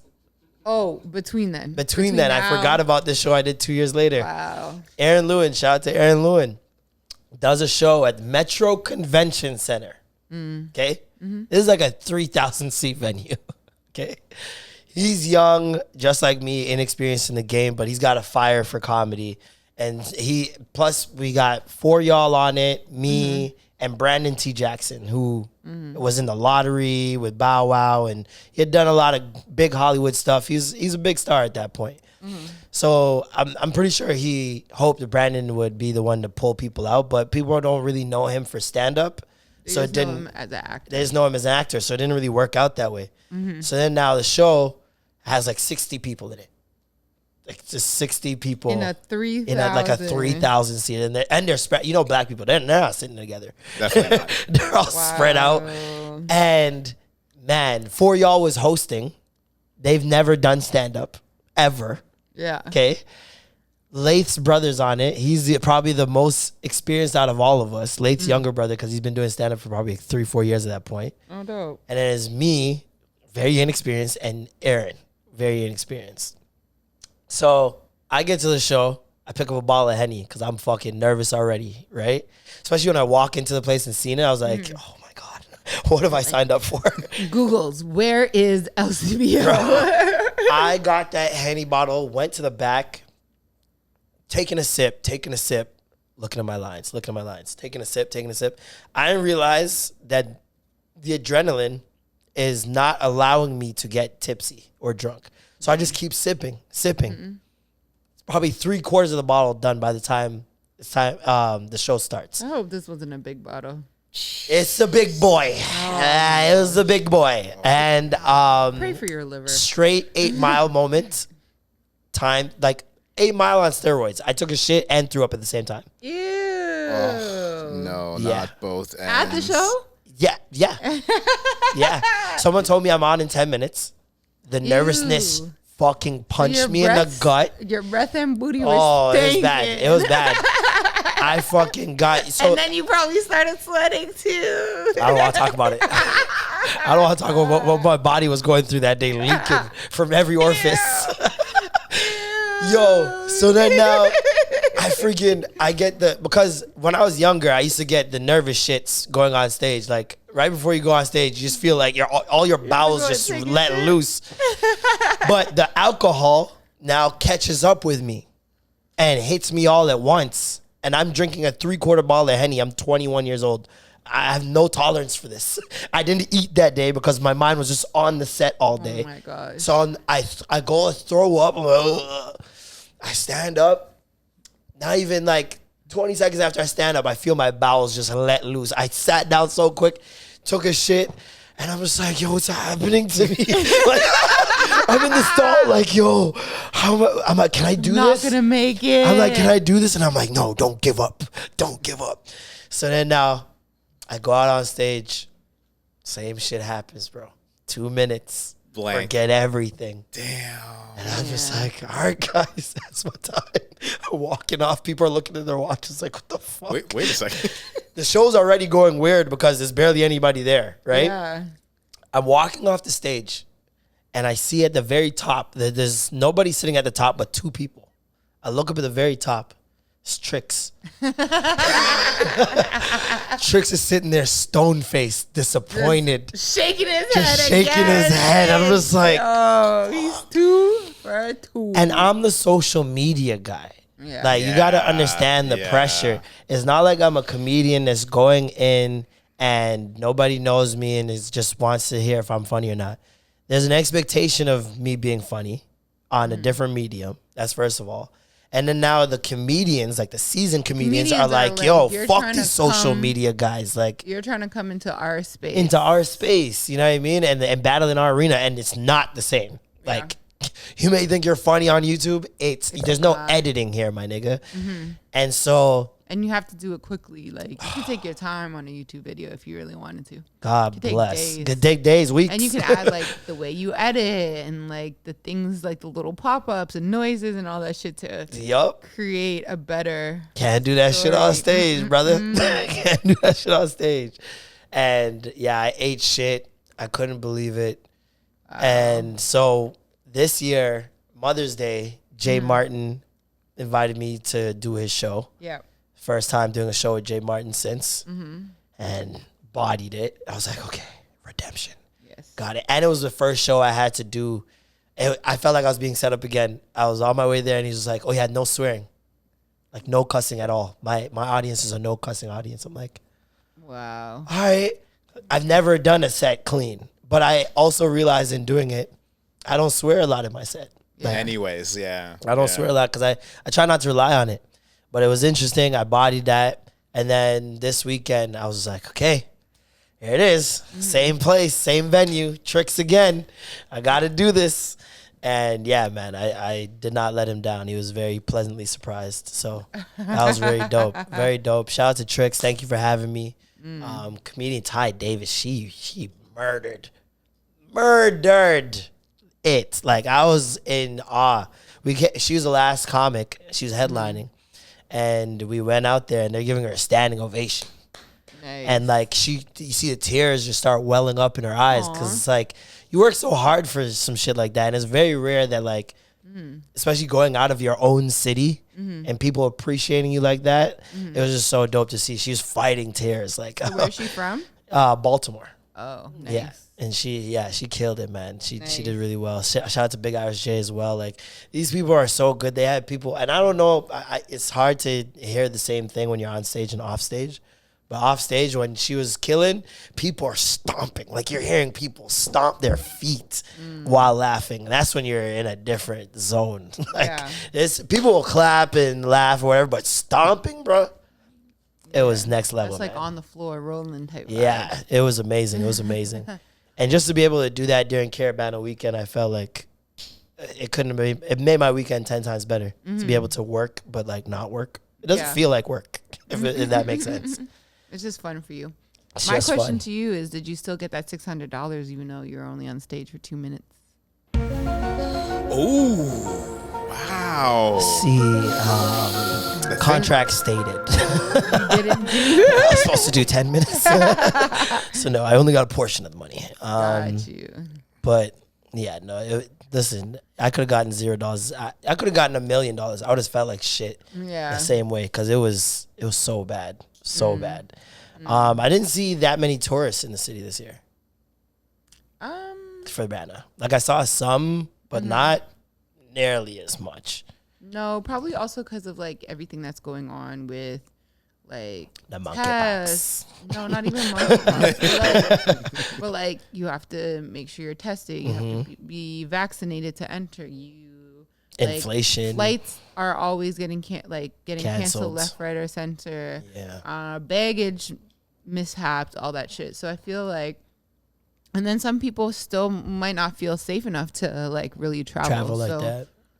I feel like that contributed to it. Yeah. I do know, like, I ran into a couple of like actual Americans and like some people that I knew from the States as well. So there were some, but like, yeah, definitely. Probably wasn't as much. Most of the out of towners I've ran into this weekend were working, like DJs and shit like that. But yeah, no, that was dope. I know a handful, but yeah. Chris Brown Lil Baby concert. It was good. Woo! Chris Brown. Been dying to see this nigga since I was in high school. Oh, I've seen him in Detroit. It was really good. That guy is impressive, bro. Like it's Lil Baby and him on the tour, and they do like 5 or 6 songs each, and then go back and forth. Like Watch the Throne. Yeah, kind of. Lil Baby's, he's okay. It's. I don't really go to concerts for rappers ever, because they're very boring. Yeah, they're not the greatest. They don't have the best stage presence. They don't have the best stage. They like, it's very like whack. It's rare handful. that they like. That's one thing that I said that I'll always give the Baby credit for is that he knows how to put on a show. Like he had full stage changes in between. Like costumes, you know what I mean? The like, cops chasing a giant baby. And shit. Like he had like all these effects, and it was just a freaking show at like, what was it, Rebel or something like that, So I'll give him that. But most rappers, they just stand there with like their boys on stage and shit. It's a handful of rappers that really put in the work to give people a show. Yeah. Like I remember going to the Yeezus tour, and there's a moment where Kanye's at the front of the stage, and the stage is already in a triangle, which is different, right? Yeah. He's standing at the very tip of the triangle. Why does the stage start raising up like 15, 16 feet in the air? Yeah. Turns into a mountain peak, and then it started snowing on us. And then Jesus comes out, and I'm just like, yo, this guy's next level. There's him, there's Kendrick, there's Drake, obviously. J. Cole's boring. Who else? I'm trying to think. J. Cole does put it on like graphic. Yeah, his montages and screens and stuff. Now, when I saw him, Recent. I guess probably it was because it was earlier in his career. Yeah, he was forgetting lyrics. Like because I went to like to major songs. Yeah, I went to KOD tour. And he had like a bunch of visuals and stuff like that. And then was that the orange jumpsuit one? No. Oh. That was like The Kids on Drugs or King. I thought that was the one where he something. comes out on in an orange jumpsuit like he's in jail or some shit like that. Maybe And he did. I can't remember. But I remember that he had like a lot of visuals and stuff like that. And then even recently when he was doing his like Rolling Loud in Portugal and stuff, I seen him have a lot of visuals. So he needs it. I feel like for artists like that, Lil Baby and stuff like that, where you're not the theatrical rapper, you need those visuals, or you need a stage that at least looks unique. Like even Drake runs around and raps at everybody the entire time, but even still with his level of performance, he's still giving you visual components. You got giant Lamborghini going through the fucking crowd, and you got a basketball court where he actually puts a basketball net there. There's a whole bunch of different elements. the And like tower he had. yeah, oh, that was the greasiest one. That was the greasiest shit, man. that was big. That was a moment for sure. Busta Rhymes was my favorite. Presence, concert, energy. Oh my god, Spliff. Fuck Spliff Busta. Star. It's Yeah. Spliff Star. The Spliff greatest Star's hype carrying man. that nigga, bro. Oh, Spliff man. Star be carrying that nigga. Spliff Star and his dance moves and his antics, like yeah, no. Like it sometimes adds to Busta it. stops and just like lets him Just let him rock. grok. Yeah. And Busta's just like he's Jamaican, man. The man just knows how to entertain. Like he does not rap songs the same way you heard him rap it on the actual wax. Like he switches everything up. And his rapping is impressive. Like he's such a machine gun style rapper. You're like, how does he breathe? Yeah. When he did that Chris Brown and it turned into a challenge, which by the way, Chris Brown apparently told him, I think Busta must have put something down before that. And Chris Brown's like, nah, it's not good enough. And made him redo it, which is ballsy in and of itself. Wow, Chris. Telling Busta Rhymes to redo his verse is wild. But look at what also, came from it. It is Chris Brown too. You know, you have to give him credit. I Chris mean, Brown yeah. is a megastar. So Well, yeah, but he like can be like, you know, I just feel like I know I would be bummy to ask. I would ask, but it would be very difficult. But you're not Chris Brown. But I mean, if I was Chris Brown, But you don't know how you feel when you are Chris oh, Brown. I do not know what coke feels like. You are absolutely right. You are absolutely right. That man got to be on coke with the performance I seen, bro. Yeah. Like this guy's doing 20 spins, a backflip, dancing nonstop, and doesn't miss a note. And that stamina needs to be crazy. Insane. The vibrato He be still smoking hits. crazy too. Bro, like, having weed, sex with that nigga must be cigarettes, a marathon. Yeah. Like this No guy wonder Rihanna does not kept stop. going back. And he's a fiend. He's a fiend. This nigga talk about wet the bed. Like that is fiend activity, man.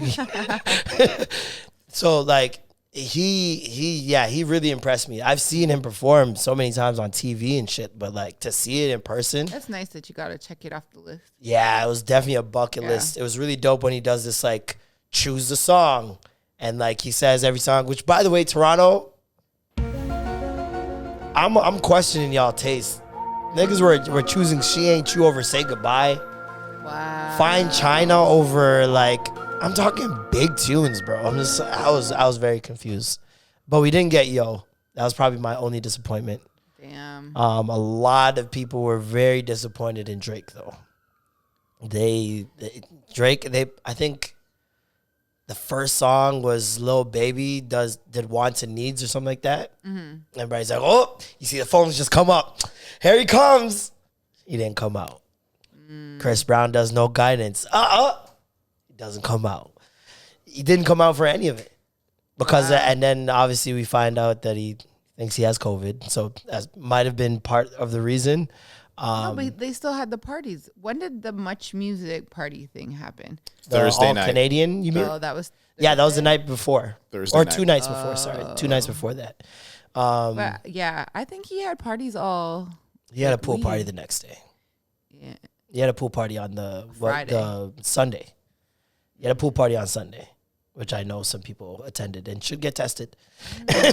Shit, I did test today too. I was like, being around too many people this weekend. I was like, some of y'all nasty asses for sure running around with everything. COVID definitely did. I know somebody tried to touch me. I'm like, you monkeypox.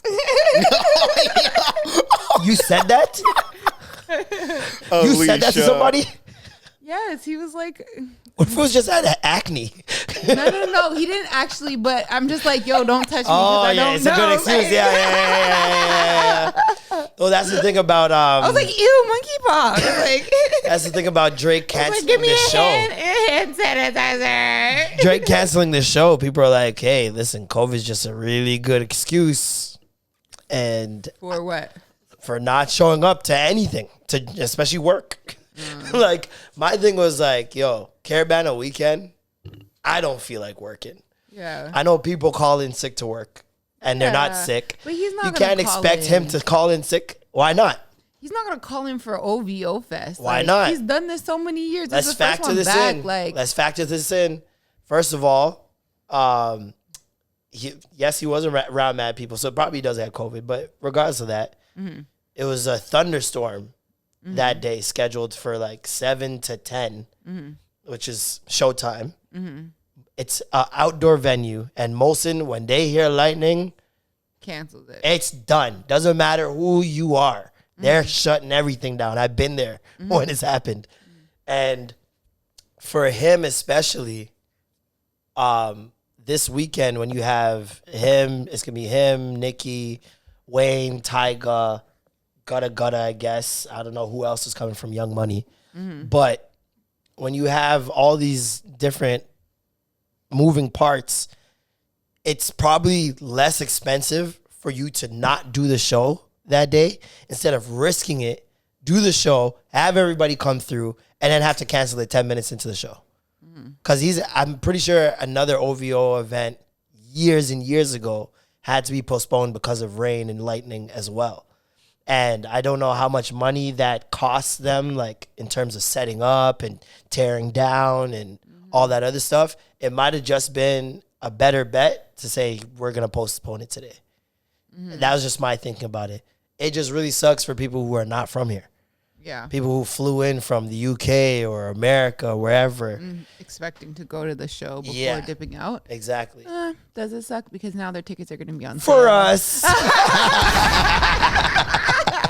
That's the first place where my mind was. I was like, so what you're saying is, we get to go! get the Young Money for ourselves. No, listen, it's supposed to be for us anyways. Yeah, it's for us anyways. Everybody just wants to come, and that's why the price is raised. You know now what I they're mean? going to be desperate to sell the tickets, and they're going to just want whatever possible. And it's like, hey, I'll take that ticket. Them thing never likes it still. I'll take it. Them thing never likes You know what's crazy though? I was like, yo, I posted on those little note things that we got. Who's got an OVO ticket? I don't care. I just need one. I don't give a fuck. If anybody comes with me. Yeah. As long as I'm there. And I found a ticket. Yeah. And I was like, I was getting ready because I went to this Adidas brunch. And so I was like, okay, like I'll hit the girl up. The person gave me like all her info or whatever. I'm like, yeah, I'll hit her up after I'm getting ready because I need to get out the house quick. By the time you did that. When I'm like almost finished my makeup, whatever, I check my DMs and one of this other girl that was like looking for a single ticket too, she was like, fuck, Drake got COVID. I'm like, what?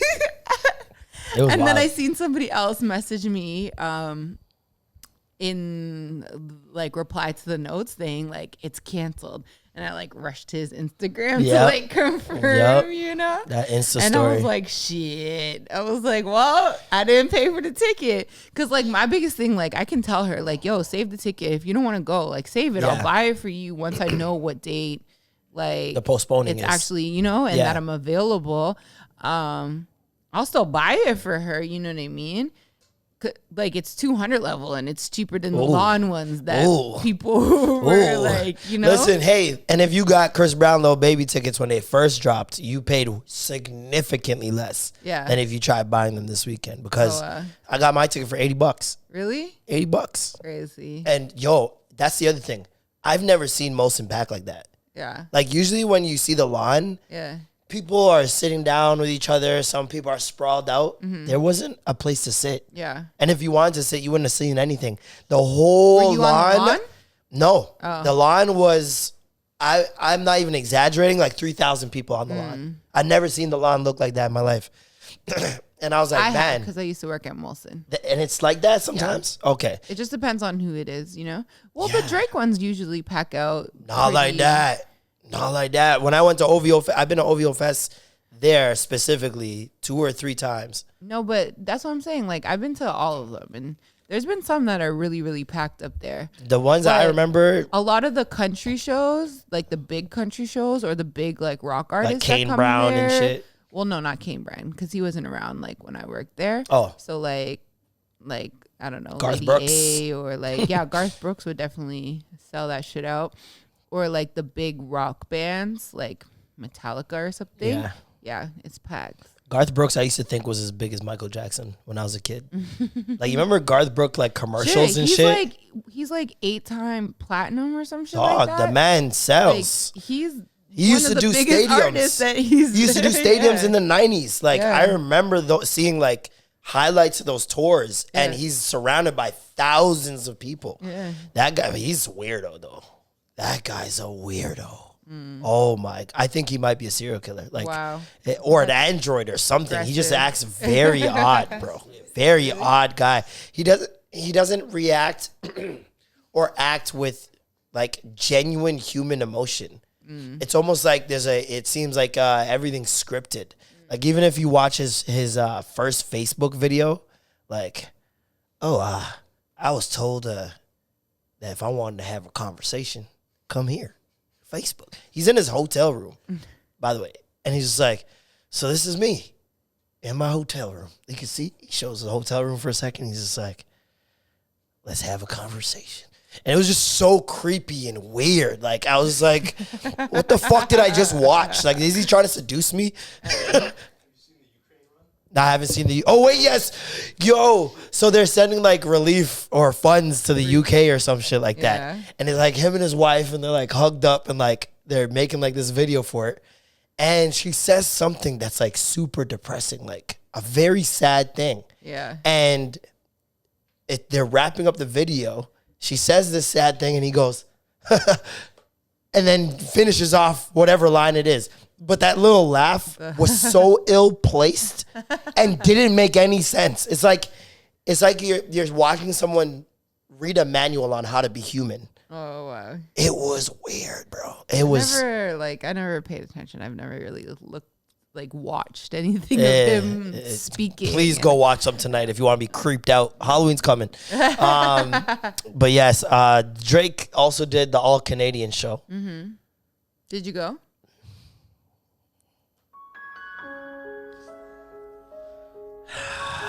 This is my only regret from the whole weekend. Yeah. I didn't go. Wow. I did not go. I had things to do that night. It was very sad. Very sad. But man, that shit looked magical. Were you there? No, I did not get to go, no. I would have thought you'd have been there. Norm get to go? No. Nah, Norm was in Montreal, I'm pretty sure. But wow, that shit looked incredible. They had the guests that weren't on the flyer, I think Melanie Duran. Correct. Nelly Furtado. Nelly Furtado, yes. Man got Nelly Furtado out the house. Yeah. That is a rare feat. I haven't seen her in forever. Since her and Haji Beats got married. Oh. That's like probably 2014, 13, I don't even know. I'm pretty sure she probably still makes music, but like not on the level or where she used to be. Yeah, no, definitely not. Social media definitely reacted like, wow, Mama Nelly out the house. Like, it was a big event on social media when it hit. It was like me being outside. Listen, I don't doubt that Drake probably had to beg that woman to come out. Like, beg. Yeah, he probably had to send a couple of texts to her, you know what I mean? Yeah. And be like, let me just talk to you on the phone. Because you're not centered, so I don't want him. No. He keeps switching to you. Just don't switch it to him. Don't switch to me, podcast. Because he's not centered. I don't want to, you know? But yeah, friggin' the show looked insane. It looked really fire. Sean Desmond apparently was the MVP of the night. Which, I mean, we told you. we told you if big Sean D gets in there, it's going to be a problem. That boy still in shape, still vibrant. He had his daughter come out and dance with him for a second. I did my, how old was I? Grade 7, maybe? Grade 7 jazz dance to, Shook. Which one is it? Did Shook. DJ get the radio? You gotta give me more than that. I was like, what the fuck? I don't Get remember ready. the words. Is it get ready? Remember. Get on, get up, and get ready. Is it that one? It might be that one because that was a huge song for him. Yeah. It might have been that one. It's either that one, Shook, Let's see. or Spread Your Wings, which I doubt it was Spread Your Wings because it's kind of slow. But yeah, Sean Desmond bodied. Who else killed it? Chaos. I seen Chaos have a great set. Got Drake to do headlines, which was hilarious. And I was like, at first I was like, yo, Drake forgot the words, dog. Like, Wouldn't and you? then he was like, I'm too drunk to do this shit. I don't even Facts. remember the words. I mean, listen, the man has written probably Yeah, so many what? songs. Like, This one. yeah, get on, get up, and get ready. Big tune. Toronto Usher. I don't care what y'all say. Sean Desmond, man. He bodied it. Just to see all those legends in one spot. I felt like I was watching Much Music Rap City. Like, where is Nam?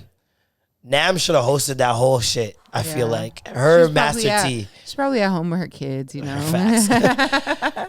But it was dope to see Drake give like huge speech and thank all the OGs and the people that helped him and inspired him along the way. Like, he was shouting out every single person. Like, and the world finally found out who Kiki was. Like, because they were arguing and trying to say that it was that Kim girl from the Kardashian. Bay, though. They said it was Kim Kardashian. Remember, Kanye made that video telling Drake to stop insinuating things about his wife. Yeah. And said that Kiki was one of them in that video. And it's Keisha. Yeah. Like, she even has Kiki on her Instagram, like the name there. So it was interesting. Like, my first girlfriend, Keisha Shante. He loves saying that. I remember he was on 106 in Park and said that. Really? He's like, yeah, you know, this was my first girlfriend. Or at least I thought it was my girl or whatever. I was dying. Oh, man. But I heard her performance wasn't the strongest. But I mean, she hasn't performed in what? No, since she was a like teenager. A host now? Yeah, she was 106 in Park host for the longest. And now she's been on ET for a couple years now. All I remember is from back in the day, people telling me that because she went to school in Brampton, telling me that she used to go and pay people to ask her after school in front of like Other a larger people. crowd to Are you- perform. No, to perform. I thought you were about to say she paid people to say, "Are you Keisha Shante?" No, she'd pay them to tell them, be like, hey, can you perform for us? Like, perform a song or do something. That's what I heard, allegedly. I don't want to knock the young legend. It worked. Shit worked. She had some hits. Like, to me, she was a star. It's very hard for me to hear some of the music. Young. When I was younger, I didn't understand that Toronto artists weren't getting out there. Like, Much Music to me was the world. Yeah. So, like, I didn't know assumed that it was just like, we're so localized. Yeah. Like, I assumed Keisha Shante was just the shit everywhere. Like, and to hear that, like, people like Keisha Shante, Chaos, Rascals, Socrates, a lot of them never got that look anywhere else other than here is like, it's sad to me because of just the level of talent that we have here. Those people created soundtracks for our lives growing up. And it's amazing that Drake, brought them all together. Mishi Me was all there. Their flowers. Yeah, gave them all their flowers. Like, Glenn Lewis. everybody, like, even he shouted out like a long list. And Maximus Entertainment and shit. And I heard Lissa Monet's name in there, and I'm just like, go Lissa. Yep. He shouted out Project Bounce. Let's go. Yeah, Project Bounce. Didn't invite Trixx out though, which was weird. Or what? Yeah. Trixx wasn't invited out. Did you see Trixx's his post? Yeah. I liked it because he made a post about like he's like, I thought because he hasn't been here in years. He's been in Vegas and all over the States. Like he had the residency or something that in Vegas. Yeah, and LA he's been and shit. He's been all over the world doing comedy. And so he's like, man, I thought you know, I left my mark in this city. I thought I did something here that people would remember and appreciate. And it doesn't seem like that. And it's like, man, what do you have to do to like really solidify yourself where you're from? And I don't know if it, in part, it had to do with him maybe ruffling some feathers because of being outspoken.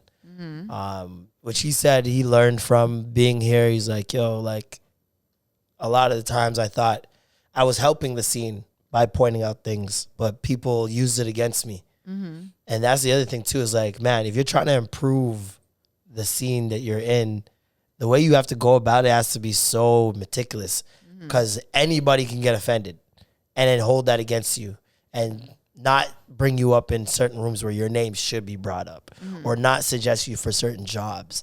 Like, at the end of the day, part of this shit is a popularity contest, which sucks. And that's what I hate. I hate. So, wait. So, were there any other, like, comedians that were shouted out? I don't know about comedians that were shouted out, but in terms of the music space, like Project Bounce, and he's been the host of Battle of the Beat Makers for years and years. Like he's hosted so much music shows and different things in the city. Trixx is a synonymous name in the city. You know what I mean? And I didn't know that he was like necessarily that involved in music. No, he's been so in it. For me, I'm just like, oh, okay, well, because he's not with music. Yeah. No, I get it. Yeah, he hosted Project Bounce, and I was with him for about 6 months, doing it for like 6 days a week, midnight to 6 p.m. or 6 a.m. Sorry. You know, all the local DJs were there with him too. Shout out to all of them. But like, yeah, he hosted it and held it down pretty much by himself. Not to mention he had a show on Flow. And then he had a slot on Flow as well. So he got the shout out technically by saying Project Bounce because he was a part of it, right? I mean, sure. But like, okay, there's shout out and there's, hey, yo, come through. Oh, so he just wanted the invite to even. I personally feel like he's more than earned. Yeah, that. He's you know what I mean? That, right. Some of the people I saw there, I'm like, if you got invited, straight up, yeah. You know what I mean? I get that if I wasn't invited because I wasn't a part of that world even growing up. Like I didn't know any of these guys until I started popping off on YouTube. So. I'm definitely not. I'm gonna be the last guy that's gonna take offense to it. But a person like Trixx, who was there, entrenched in it, grew up with it, like he's friends with a lot of those guys. That's when I'm like, probably should have reached out. Would have loved to see that. Would have loved to see him out there and like kind of get his flowers. You know what I mean? Yeah. Especially this weekend, the one little weekend that he's actually here. You know what I mean? It would be just really dope. I feel like he's a legend in this game. 100%. But I might be biased. Yes, what else happened this weekend? Speaking of Young Money, the Nicki drama. Did you see this Nicki drama? There's more Nicki drama? Oh, man. Listen, it hasn't been confirmed, this Nicki drama, but if it's true, which a lot of people... Okay, so it came out, someone put up this thread of... a quote-unquote assistant of Nicki, former assistant that just recently got fired. When I went to try to read that, it was deleted. I got a new one. Yeah, the same one was deleted for me as well. So I don't know what happened. I made sure I saved all the pictures too. I was like, this is going to be gone. I was like, this shit's gone. Yep. So the assistant allegedly was exposing Nicki for everything in her career. And was saying that she couldn't be sued because she brought her NDA to an NDA lawyer who told her what she can and cannot say. So she can't post photos or videos or clips or anything like that, but she can speak her mind, which she did. So she starts out by saying, I'm Monika's ex-assistant who she fired, who for absolutely no proof of fraud with her bank account. I'm exposing all files I have from working for her, along with the voice messages she sent me regarding many different people, not just Cardi B. Nicki Minaj, let's talk about you sending Robert Samuel $75,000 for Freaky Girl Abundance on the charts, but your fans love dissing Payola. You won't sue, and you know why. I have it all on video. For example, when Kenneth pushed you off the lodge, Meek isn't the only abuser. So in that screenshot alone, that's the first screenshot I'm seeing. There's already accusations that of Nicki's not the only abuser. Or no, Meek isn't the only abuser because Nicki's abusive too? No. She said, for example, when Kenneth pushed you off that lodge, Meek isn't the only abuser. So in that first screenshot, she's saying $75. Nicki's paying $75,000 to chart better for her new single that's coming out, Freaky Girls. And that she also is being abused by Kenneth. Who's Kenneth? Her husband. Oh. Ken. Oh, got you. And he apparently pushed her off a lodge. What is a lodge? Like those cabin lodges? So yeah, but like those chalets, I guess. Did she push him? Was she on the roof? I don't get. How does that work? On the porch of it. That's what I'm thinking. It has to be like a porch thing or like ledge. Did she mean ledge by accident? Probably a ledge of some sort. I have no idea. But anyways, this person goes on to say, "I have your tax refunds from 2021. When are we going to tell the Barbs you've owed the IRS $173 million since 2016? Renting homes is always the go-to for the Minaj residents." Wow. It just keeps going. Like, she drops a album date, an alleged album date that was supposed to be a surprise. She says, "Why are you keep associating yourself with Wayne and Drake? It's not loyalty, but we'll save that for another day." I've never done coke. I never judged drug addicts, but this woman's name belongs in the dictionary as hypocrite. So apparently she also does crack. I can see that. I think Nicki does hella drugs. I did not say that. Allegedly, my name is Marlon Palmer. Yes. My name is Matthew. I did not say that. Kate out here. Doja begged you to do Woman and get into it, but you told her, "I'm working on the album." No, you don't want to work with her because of Roger Adams and what he did to your career in 2012. Doja shouldn't be punished because you can't handle your mouth. So there's that. The Carters don't associate with you because of Kenneth, but that's not the only reason. I was there when he told you about the documents with your brother and why him and B were no longer associating with you. So apparently, because of Nicki Minaj's pedophilia, broski, and because of her man, Beyonce and Jay-Z are like, yeah, we're good. We'll pass on the friendship. That makes sense. You and Ari fell out in 2020 because of what Kenneth said about Frankie when you visited them after the wedding. Let's not forget the vlogs were on this, but I'm not the first person to report this. So her and Ariana Grande apparently have some problems. Then she just tags Meg Thee Stallion and says, "Tell it, please." So there's problems there. I never fucked Wayne. I never fucked Drake. Everyone in the industry has the video. Oh my. She let the chopper sing. Jesus. When Megan got shot, you and Tate laughed and claimed she was lying as soon as it came out. And the fact that you dissed her and We Go Up proves this.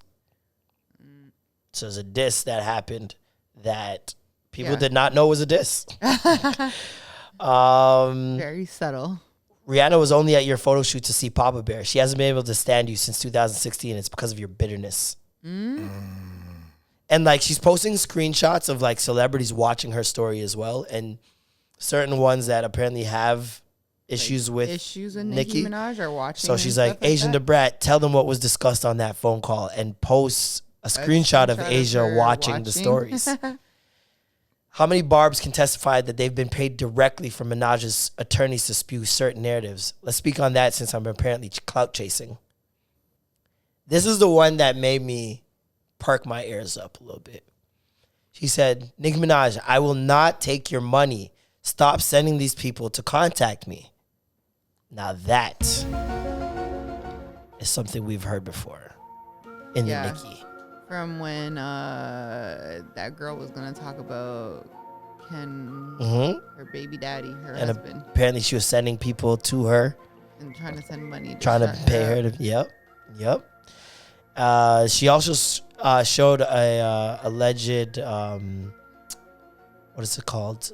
Screen grab, like a recorded screen video of Nicki messaging her during this whole thing and telling her, "What are you doing? Why are you doing this for? Let's talk this out, blah, blah, blah." So I don't know what to believe. What's and they the real clicked the picture, the page, and it went to Nicki Minaj's Instagram, like directly. So they showed you, like, this is real. Yeah. listen, there's a lot more. There's literally 11 more tweets with 4 pictures each of exposure. Send the link. I'd love to read it on my own time. Yeah, this is a lot. If true. So what's the reason for her exposing? Nicki allegedly fired her for accused her of bank fraud and fired her. And so this is her get back, I guess. I don't know. The motive is weird. The motive doesn't really match to me personally. Was it like a public thing? Like, did she get dragged and been like, you know? I don't think so. This is the thing. People in the comments are saying, nice try. Nicki hasn't had an assistant since 2014. Which I don't know how that could even be possibly true. And not have an assistant? Like how? Like how? So that how part can you not got have me. Multiple assistants, you know what I mean? That part got me. The fact that they clicked on the page and screen grab and it was Nicki Minaj for real made me go, whoa. But then also someone sent me 4 different apps that you can use that you can fake DMs. Why does this even exist? There's one called Funsta where you literally could just mimic and you can manipulate every part of it. Yeah. Like, why? Put the check on, take the check off. What is the point? Like, why? Why? It's insane. It's insane. So I don't know what to believe. And then Nicki Minaj comes on Instagram, goes on her live, and there's a clip of her. That She's just the clown gal. That was very fitting. That was an accident. I did not even. I swear to you, I did not mean to push that. But yeah, she went on Instagram Live, and I believe it's with Tay. Who's Tay? Like her hairstylist? I think he's her hairstylist. So she goes on Instagram and just starts like laughing while talking about this. Now the laughs are very dramatic. See, manufactured. Child. And she's not Alicia's impressions are amazing. she's not a good like faker, if that makes sense. Correct. Which this is the thing. This could very well be not true, but she's also not really good at like letting us know that it's not true. Be like, yo, it's not true. That's it. Period. There's no need to get on Instagram Live mid makeup. Yeah, mid makeup, by the way. Yeah, mid makeup, mid hair. Yeah. Hours later, by the way. Yeah. Laughing about it like it's fresh. Like you just read it. That doesn't make any sense. Yeah. Going on all day. Yeah. And there's countless celebrities that are watching it. Ones that are allegedly friends with you. So they would have sent it to you by now. Yeah. So that struck me as very odd. And someone that's innocent does not need to get on Instagram Live for you to...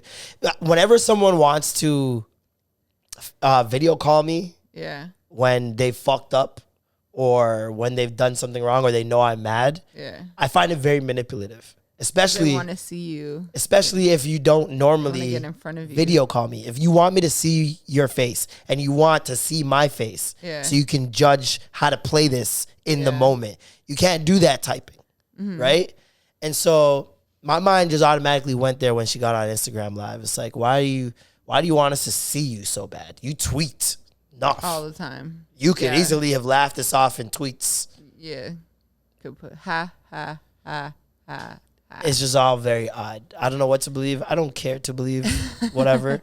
It was very entertaining. Yes. And like it shows especially how dangerous it is when people already don't like you and already don't have a narrative of who you are, how easy it is to get people on board with hating you more. Yeah. Yep. Because who knows if this is true or not. It could be completely false, but a lot of people are going to believe it because they just don't give an F about Nicki. They don't care about Nicki. And like, whose fault is that at the end of the day? Nicki's. Yeah, that's tough. It's a tough one, man. It is a tough one. But yeah, Beyonce. Talk about it. Who does not like Nicki, apparently. She does not like her.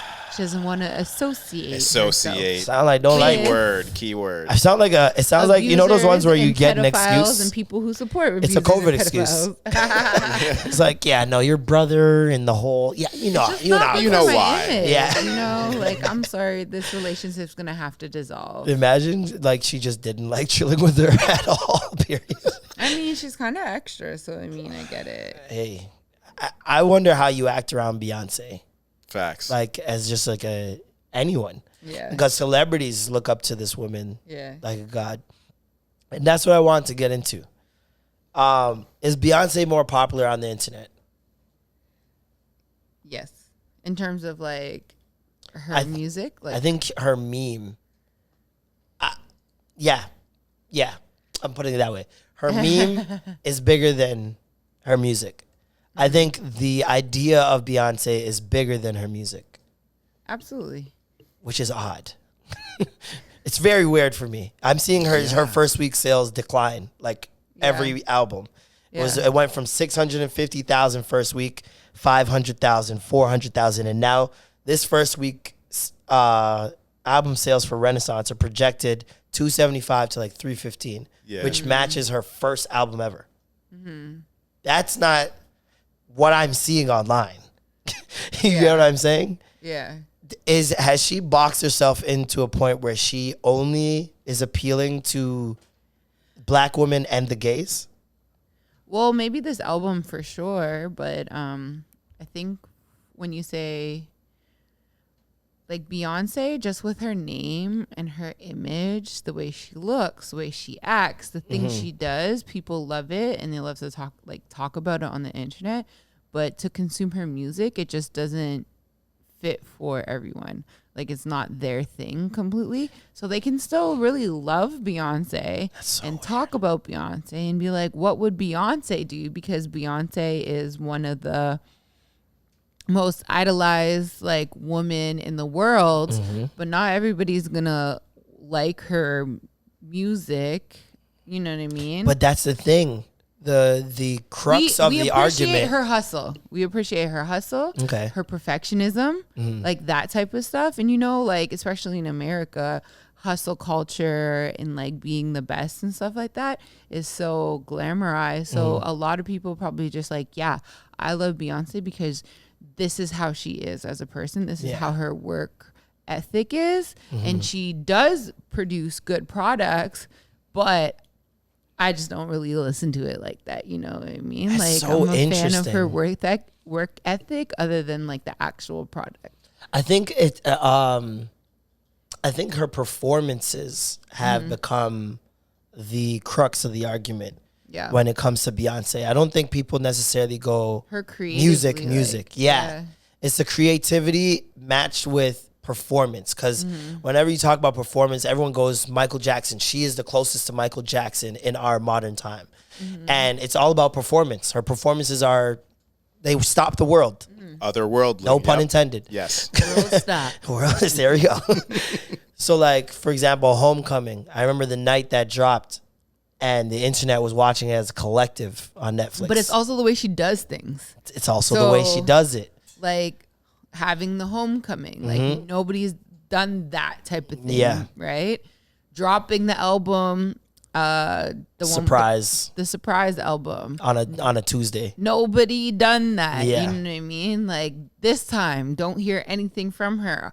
All of a sudden, like buy merch for an album that we don't necessarily even know what's going on. Like she just does her own thing, and I think that's what we also love. Yeah. The surprise of not knowing what Beyonce is gonna do. It's that, and for me, it's like the nostalgia she taps into. Like this album, for example, when they did the box sets or whatever, like people were getting vinyls. You know what I mean? Like vinyls and CDs. Yeah. And this was the first time she did a rollout.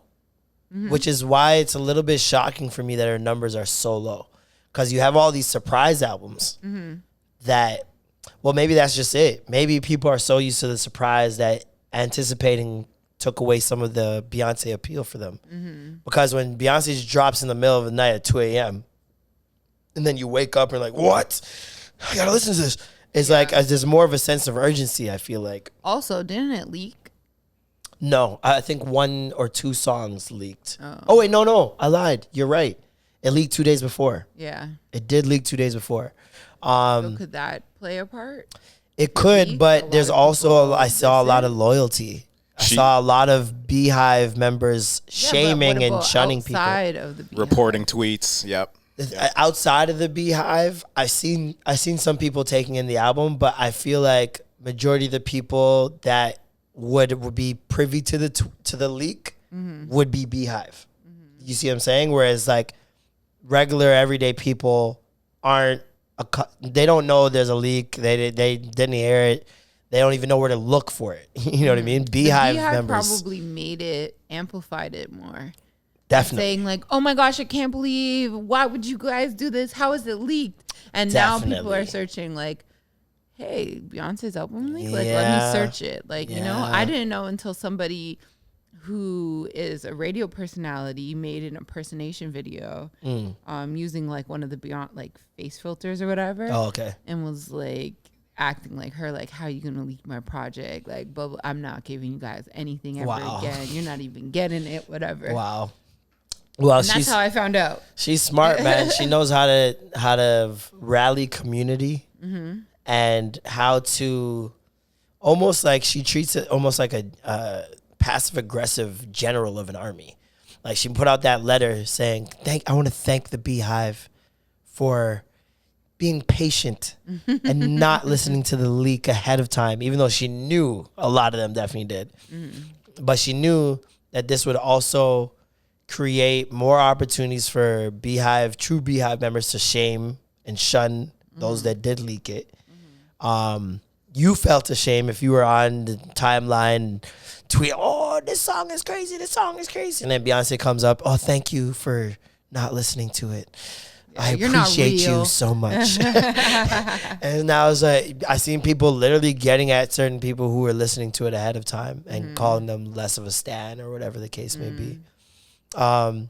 So that was interesting. The album itself is incredible. It's really good. Not a skip in sight, which is, flows for me, really well. it's like rare for Beyonce to not have it skipped. For me personally, I feel like she has like 1 or 2 every album that I'm like, I could do without. On this album, there's probably 1 track that I'm like, I could do without. And I think that was Church Girl. Church Girl went really well yesterday when they played it at the party. A lot of people love it. A lot of people love it. I'm not a fan of it. I feel like the lyrics are very, very lazy for Beyonce. Like I expect, I don't know. I expect a certain level of artistry from her. I feel like there was just a lot of buzzwords. Like she's saying some lit a lot and just a lot of like internet terms where I'm like, this feels a little too generic for me. But man, these transitions are fucking just disgusting. Top tier.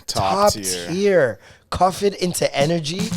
Hold on, let me play the end of this. Because I was listening to this not knowing the song changed. Yeah, no, me too. And I'm like going back and I'm like, wait, how did we get here? Yo, I remember looking back at the screen, seeing energy, and then doing a double take like, wait, what? Like, tell me when the song ends. On stage rocking out stir crazy, Coco flow like 1980s. Come lit, still I drop lazy. Song's still not done. Maybe No. Yeah, that little pause right before he comes through. Beam. It matched really well, even with even at the beginning. Yeah. I'm That Girl and Cozy meshed really well too. I think it was. Yeah. I'm That Girl and Cozy. Break My Soul. I don't know what crack she sprinkled in that, and after we got it, but it's different. And the transition helps it as well. Like the transition into that from energy straight into it is like,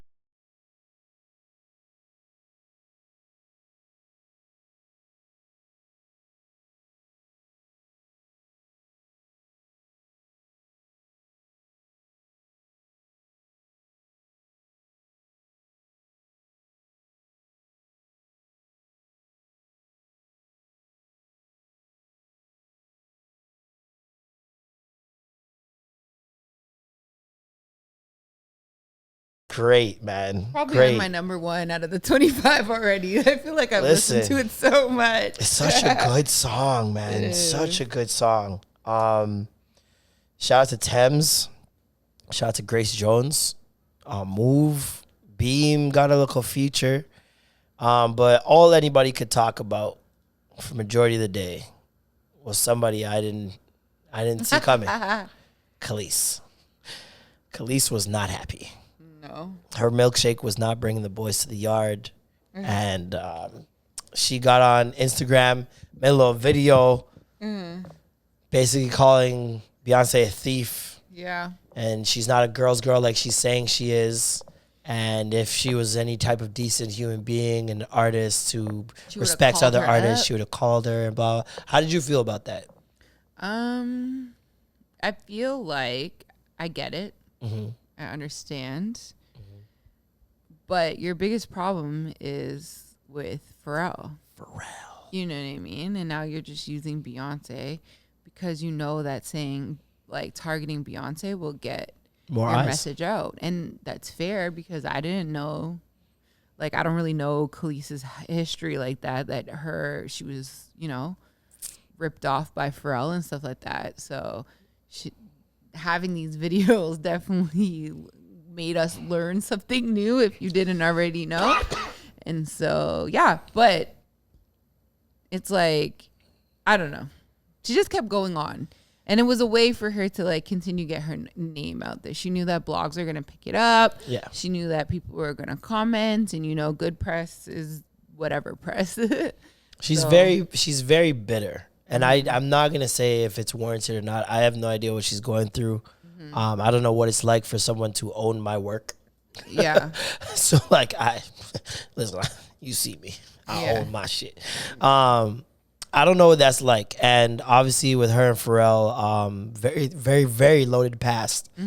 Apparently allegedly rather, she had, Pharrell made her have an abortion. And that's what the song I Hate You So Much Right Now is about. Pharrell. Directed towards Pharrell. Yeah, allegedly. Wait, I don't know how true that is. Together? I think so at one point. But the abortion would have been with his baby? I guess so. This is the first time I was hearing this story, so I had no idea that this had happened. But I did know that he owned her music and had taken her masters and all that stuff, and there was a big hoopla about that years and years ago. And honestly, the last time I heard about Kelis was her hating on another big female artist as well, and that was Rihanna years and years ago, saying that Rihanna stole her whole style or steez, which never made any sense to me because Rihanna never found style or steez until like 7 years into her career. Rihanna dressed like an island girl forever, for real, for years. Yeah. She was notorious for not being able to know how to dress. Yeah, women would clown her all the time. I remember the days. Even when she was on Punk'd, I remember that outfit she was wearing on Punk'd, and they got at her. Like, she was not the fashionista girl. And now she is fashion. And you're not going to take that props. Like, that's nasty and evil to, like, even if you feel like you had a hand in that, to voice it, knowing that your voice carries weight is nasty, I feel like, as a woman. Especially as a black woman. Seeing this woman, black girl, take off and do things that are like have never been seen in this industry, and you're gonna choose to attach yourself to her success and say that you are basically the main reason for that. It's very self-absorbed, very narcissistic, and very nasty. To be honest, we all know that Kelis played a little part in so many different like black I girls. didn't know that. I was educated this week when I said that. Since when was Kelis the blueprint for y'all? Like, I did not know Kelis was the industry, like, quote unquote, like, I felt like she was the cool girl at one point, and like, you know, like some people could be like, oh, I like Kelis. I've heard it. Who didn't like Kelis? Everybody liked Kelis at one point, but I felt like her moment was super flash in the pan. Like, I didn't feel like it lasted long enough for people to be like, oh yeah, she's the reason. Like, to me, that doesn't make any sense, especially hairstyles. Are we going to take ownership over hairstyles as a black woman? Like, does that even make sense? So many other people, to be honest. Yeah. And they're saying that because everybody else was cookie cutter at that time, and and she was like way edgier. Yeah. And whatever. And granted, that may be true. I'm not the biggest Kelis like historian. I don't know all these things, but yeah, I just think it's nasty to attach yourself to someone's success, regardless of what you inspired. Yeah. Like at the end of the day, you have to have some humility and assume that maybe the world does not revolve around you. Maybe someone was inspired by somebody else. She could have been inspired by Kim, Foxy, who knows? Yeah. Right? Like, you're not the only person to change hairstyles. And you're not the first person either to even dabble in high fashion or be friends with fashion houses. Like, these things were done before you. So it's like me taking ownership over a joke and be like, nobody's ever done this joke ever before. Like, it's just nobody's ever done podcasting in Toronto. Yeah, like it's stupid and kind of disrespectful. Yeah. You know what I mean? I think like the biggest problem is that she always just complains about everything. She complains about everyone, like her baby daddy, her career, her this and that. But then also in that same breath says, "Oh, my life is good. Like, I'm living the farm life. Like, I like." She's the definition of the people that tweet, shit, like, "I'm not bothered," and are bothered. Yeah. She's definition. Yo, someone said, Kelis out here talking while her squash is going bad. Oh my god. Oh my gosh. Goodness. Oh God. But yeah, no, then she proceeded to reply to people in Instagram comments and just be nastier.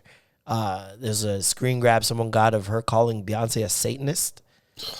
Oh, really? And I'm like, oh, I thought we were done with that. Yeah, that's so 2013. Like, I thought we were over that. Like, the Illuminati stuff is so done.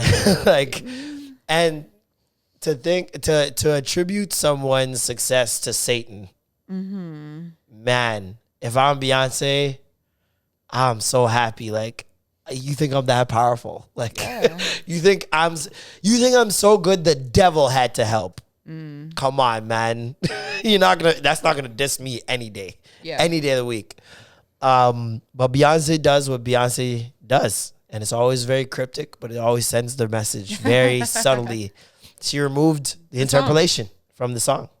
Yeah. She removed the interpolation from the song. Also removing her credit, because that's not act like she didn't get credit. Her name was literally in the credits. Kelis was? Yeah. She did credit her. Name was in the credits. Yeah. So why is she mad? Because she didn't call her. Yeah. I didn't know that. I thought that she didn't get like any type. I seen a screen grab of somebody showing the writers, and it said Kelis on there. Yeah. Oh my god. Which, I mean, you're lucky to even get that because you don't own the song. Yeah. I know who I paid God. Searchlight Publishing. Goodness, crazy, bro. Goodness. So now she's been removed from history entirely. The history of that album. Like, who knows what happens with this album, where it goes. You could have been a part of something big, and now look at you. Now look at you. Like, if my thing, it doesn't affect you either way. You allegedly retired from music, and you're a farmer now. Yeah. So what's your beef? What's your beef? You don't even own the song. Yeah. And Beyonce's going to call anybody, which Beyonce is not calling anybody, by the way. You think this far into Beyonce's career, Beyonce's calling to clear samples? I'm Beyonce. My team reaches out to you, and you're feeling blessed. I was like, somebody is definitely no, her team for sure. Yeah, no, and she's not just taking songs. No way. I was like, hold on. No. But she's also not personally calling you to ask you for a song because you have mutual friends. That's not how this works. Like, there's legalities at play and things that need to be done correctly, and people who are put in place to do a certain job. So if I put people in and they didn't hit you up, first of all, it's because they legally didn't need to. That's first of all.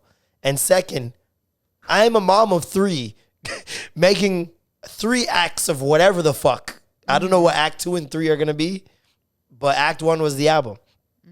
You think I got time to call you?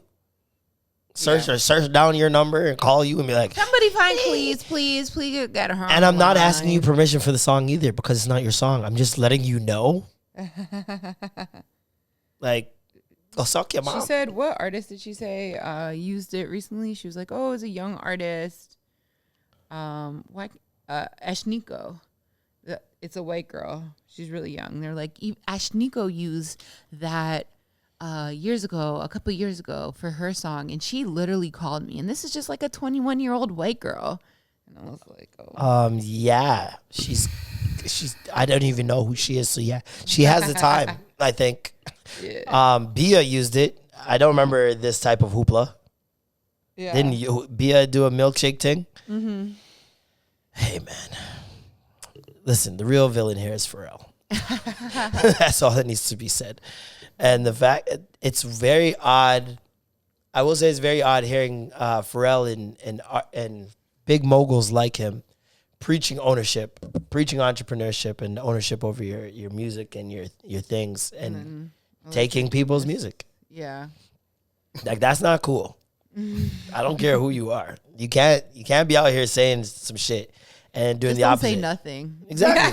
Just keep your mouth shut and take people money. Just don't say nothing. If you're gonna take people money, just at shut up. Shut up your face. How do women know who's the leader of the friend group? Who's the queen? Who's the queen bee? Beyonce? Yes. Who's bee? Look at how do women Marlon's know? hands. Look at Marlon's hands. How do women know? I'm gonna prove something here. The one that gets the most attention. How does he get the most attention? They're the most popular. Oh, most popular. Yeah. Why is he the most popular? I don't know. You know. You know. Stop this. How do women tell who's the friend? Like, how do you go into a group of friends, just chilling, Yeah. and you're like, oh, he's the captain? For the guys? For the guys. Yeah, you're in a friend group of I thought you guys. meant for the girls. No. I'm talking about for the guys. For you go into a group of guys. Say, for example, you're dating a guy. He brings you around to friends. Yeah. And you realize he's not the leader of the friend group. How do you realize that? Oh, for guys, it's usually they're the loudest. Okay. They have the most personality. Okay. Or the most money. Okay. And then potentially the most good looking. So the guy you really want. Women. Women. Yo, woman.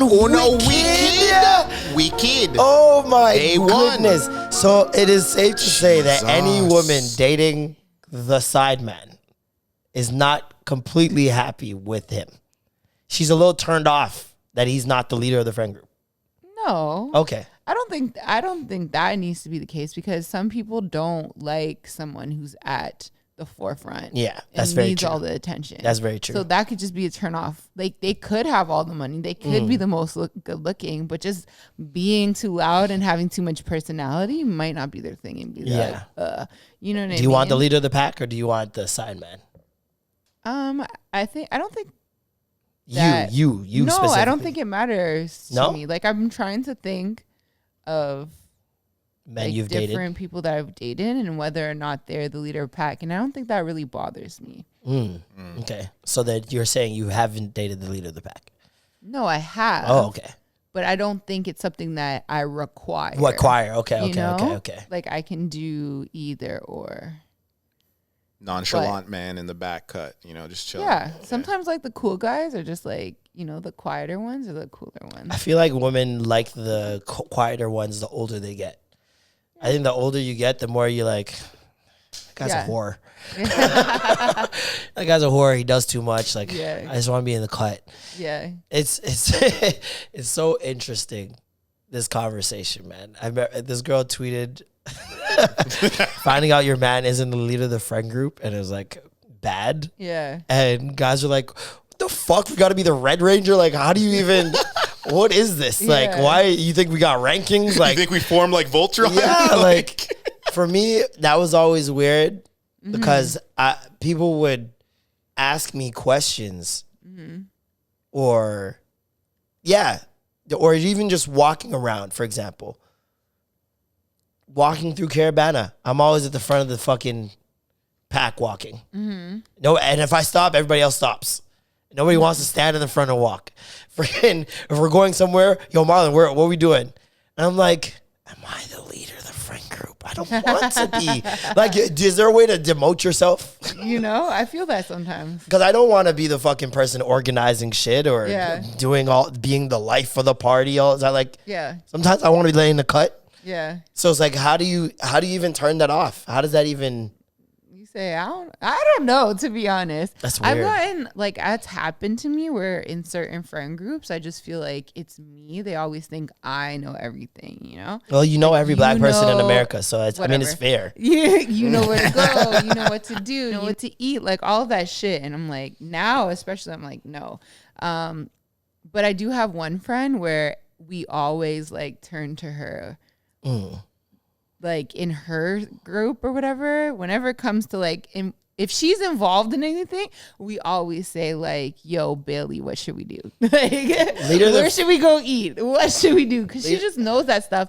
But it's not like she's the most, like she has a good personality and she is outgoing, but it's not like she's the most like flamboyant or something like that. Or it's not that she knows the most people. Because like, I think it's different for women though when it comes to leader of their friend group, because it depends on the dynamic of said friend group. Yeah. You have different girls who are groups of girls that are friends. Yeah. You don't have just one group of girls that are friends. So there's a group of girls that you go out with to party. That'll be a different friend leader than the group you go out with to eat or go sightseeing or even go on a trip. And for guys, I feel like it's set. It's the same five people. Always the same. It's set because first of all, we do not jump circles. Yeah. We don't have groups of men friends. Yeah. It's usually you have your pack and that's it. That's that. Women will have a set group of friends for the party. Yeah. Set group of friends for the chill out. Yeah. Set group of friends for the fly out. Like, and all these different leaders need to serve different purposes. There's a girl that does know every nigga in the booth. You need her to get into the booth. There's a girl that does know the guy in Tulum. Get you guys on a yacht. She's now the leader. And at home, she might not be shit. Yeah. So it's so different for women, I find, with men. Because a man might know somebody with a boat in Miami. But when you go out there, you're the man who's the leader of the group, still the leader of the group. Doesn't matter what that nigga knows or who he knows. He's still in the cut. Still making the decisions. Still making the decisions. So calling the shots. I found a very interesting video talking about the friend group. And let me know if you feel this way as well. If you walk into a room with your boyfriend who you love and you're obsessing over, and you walk into a room where he's with his friends, let somebody crack a joke. If your man looks over at another man when a joke is cracked, he's not the alpha in that crew. And that is his daddy. Yes. Like there's a dude that's just like, exactly. And your boyfriend's looking over to see, it's a fake laugh at that. Cracks a joke and then looks over at a guy. That is his fucking father. Figure. And if you don't have enough pride in you as a fucking woman to look at him and be like, oh no, you want dick. Yes, honestly, you're a lame bitch. Well, so now we can't laugh at our friends. We're not allowed to without wanting dick. Those girls look like birds. They just look. They like. Snow the products. You a bird apparently. No, but take away women with podcasts. Let me start there, since we want to talk about men with podcasts all the time. Take away mics from women, because this is some bullshit. Nobody should have a podcast. Nobody should have a podcast. No, there should be podcasts, but they should be mixed like we do. Okay. Yes, there should be a balance. Big up. I noticed I couldn't just keep me and Norm on this shit because I'm like, dog, like, what are we? We need a voice of reason.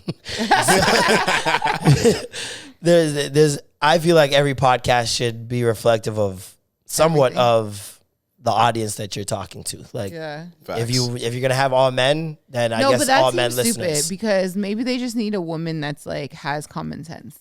Because like, what do you mean you can't laugh? If somebody cracks a joke and it's fucking funny, laugh. Like, you know. If your man looks over at that guy and he laughs, even if it's a fake laugh. Dog, craziness. Like, I'd be more like, yo, if you fake laugh, like, what kind of shit? Now, now that's when it's like, okay, what are we doing? You know, like, why are you fake laughing? It's not funny. Like, you're just doing it to like big up his ego. Like, no, what the fuck? Don't fake laugh. Just to say that, like, nah, bro, that's not working. Yeah. I respect that. It's rough. But yeah, that's like, if your friend cracks a funny joke, like, what? People People are stupid. Women just try any way they can to make us gay. Yeah. It is incredible. Yep. Like the fact that being a lesbian or being bisexual is not frowned upon by men is very telling. That it's very frowned upon by women. That's all I'm gonna say. Gay is an insult for women. Yeah, it's. Whereas if we would never call you guys gay, it's not gonna. What does that do for us? Gay's an insult that they use towards men. Yes. Yeah. Yes. And I don't know if that falls on how men receive that label or how women use it. I don't know who's more in the and wrong. perceive it. Yeah. Because I guess it's more so how you react to that as a man. But are they only saying that because of how they think you'll react as a man? Do women really truly feel like men who are gay are less of a man? Or do they just think that we think that? Very interesting. Yeah. See what I'm saying? Very interesting layers. That we think that you guys think that. I think that you want us to think that you think that we think that. She see how she's trying to save women? I think we think you think that. No, I think some women actually do think lesser of gay men in terms of what a man traditionally, quote unquote, is. Build a house, go to war. We hear these things all the time. Yep. And we're not the ones making those arguments up. I just feel like there's so many like manly men who are actually gay. You know what I mean? But what does manly man even mean? Like that's why I say the manly traditional, man. yeah, like, the traditional. When the stereo or the media or whoever it is has perceived it as like somebody who is like built, you know what I mean? Like isn't flamboyant, isn't metro, like you know what I mean, rugged, like maybe even a little bit more rugged, not so pretty, like that's, I'm like, there's so many of them that are like actually really gay, you know? I mean, they don't have there's a no high set voice. there's no set variable of what a gay person or a straight person is. There's too many different gay could factors. Be anything, there's too many different factors of what can be considered gay, and for that to be used as an insult, fat, skinny, for that to be used as an insult, yeah, I think falls more on women, and that's something that needs to be corrected because that's not cool. Yeah, for a lot of women, it's the go-to. The fact that women, first of all, accessorize gay men like purses, and then on top of that, turn around and use them as insults, and then on top of that, you're using that as an insult. Yeah. Like, how are gay guys not beating you guys up? like, that's crazy to me. Ashamed of yourself. I'm gonna ask Obama Roscloud when he comes on how he feels about this, because we're gonna have Oh, okay. He's gay and Jamaican and very confident, like in terms of expressing that. Like he makes it he makes a concerted effort to reverse the stigma on Jamaican men, first of all. And I think being gay as a Jamaican man as well. Like, for example, at the party, and on his TikTok videos and stuff like that, he's constantly saying, big up the bottom on them. When have I've never heard that in my life. Yeah, never, no. And I think that that's so cool. Like, the fact that he can take, it's like taking the word nigger. Like, the fact that you can take a term that's usually used in a derogatory term and use it as a powerful thing for yourself. That's how things change. Revolutionary. You know what I mean? That's how things change. So we're going to get him on the podcast in a couple weeks. Ask him how he feels about women accessorizing gay men and calling us gay as insults. It'd be very interesting. But thank you guys tuning in. Another week. Another classic. Norm will be back next week. Alicia's back. Alicia, we missed you. And didn't I say if I don't show up it's because you guys did something? We were talking about honey buns. Honey buns, the honey buns comment. Yeah, it came back. Honey buns, and then for sure. She was gone the next week. Yeah. No, but she already knew she was gonna go, so she's like, I'm gonna just use this. By the way, maybe next week I might not show up, guys. Oh, you guys are being mean. Stop. Stop with the heart. Yeah. For sure. Thank you guys so much for tuning in another week. I'm Marlon. I'm Alicia. And I'm Matt. And that was the Extra Gravy. Skirt, skirt. Bomb, bomb, bomb, bomb, bomb, bomb. Suck your mom.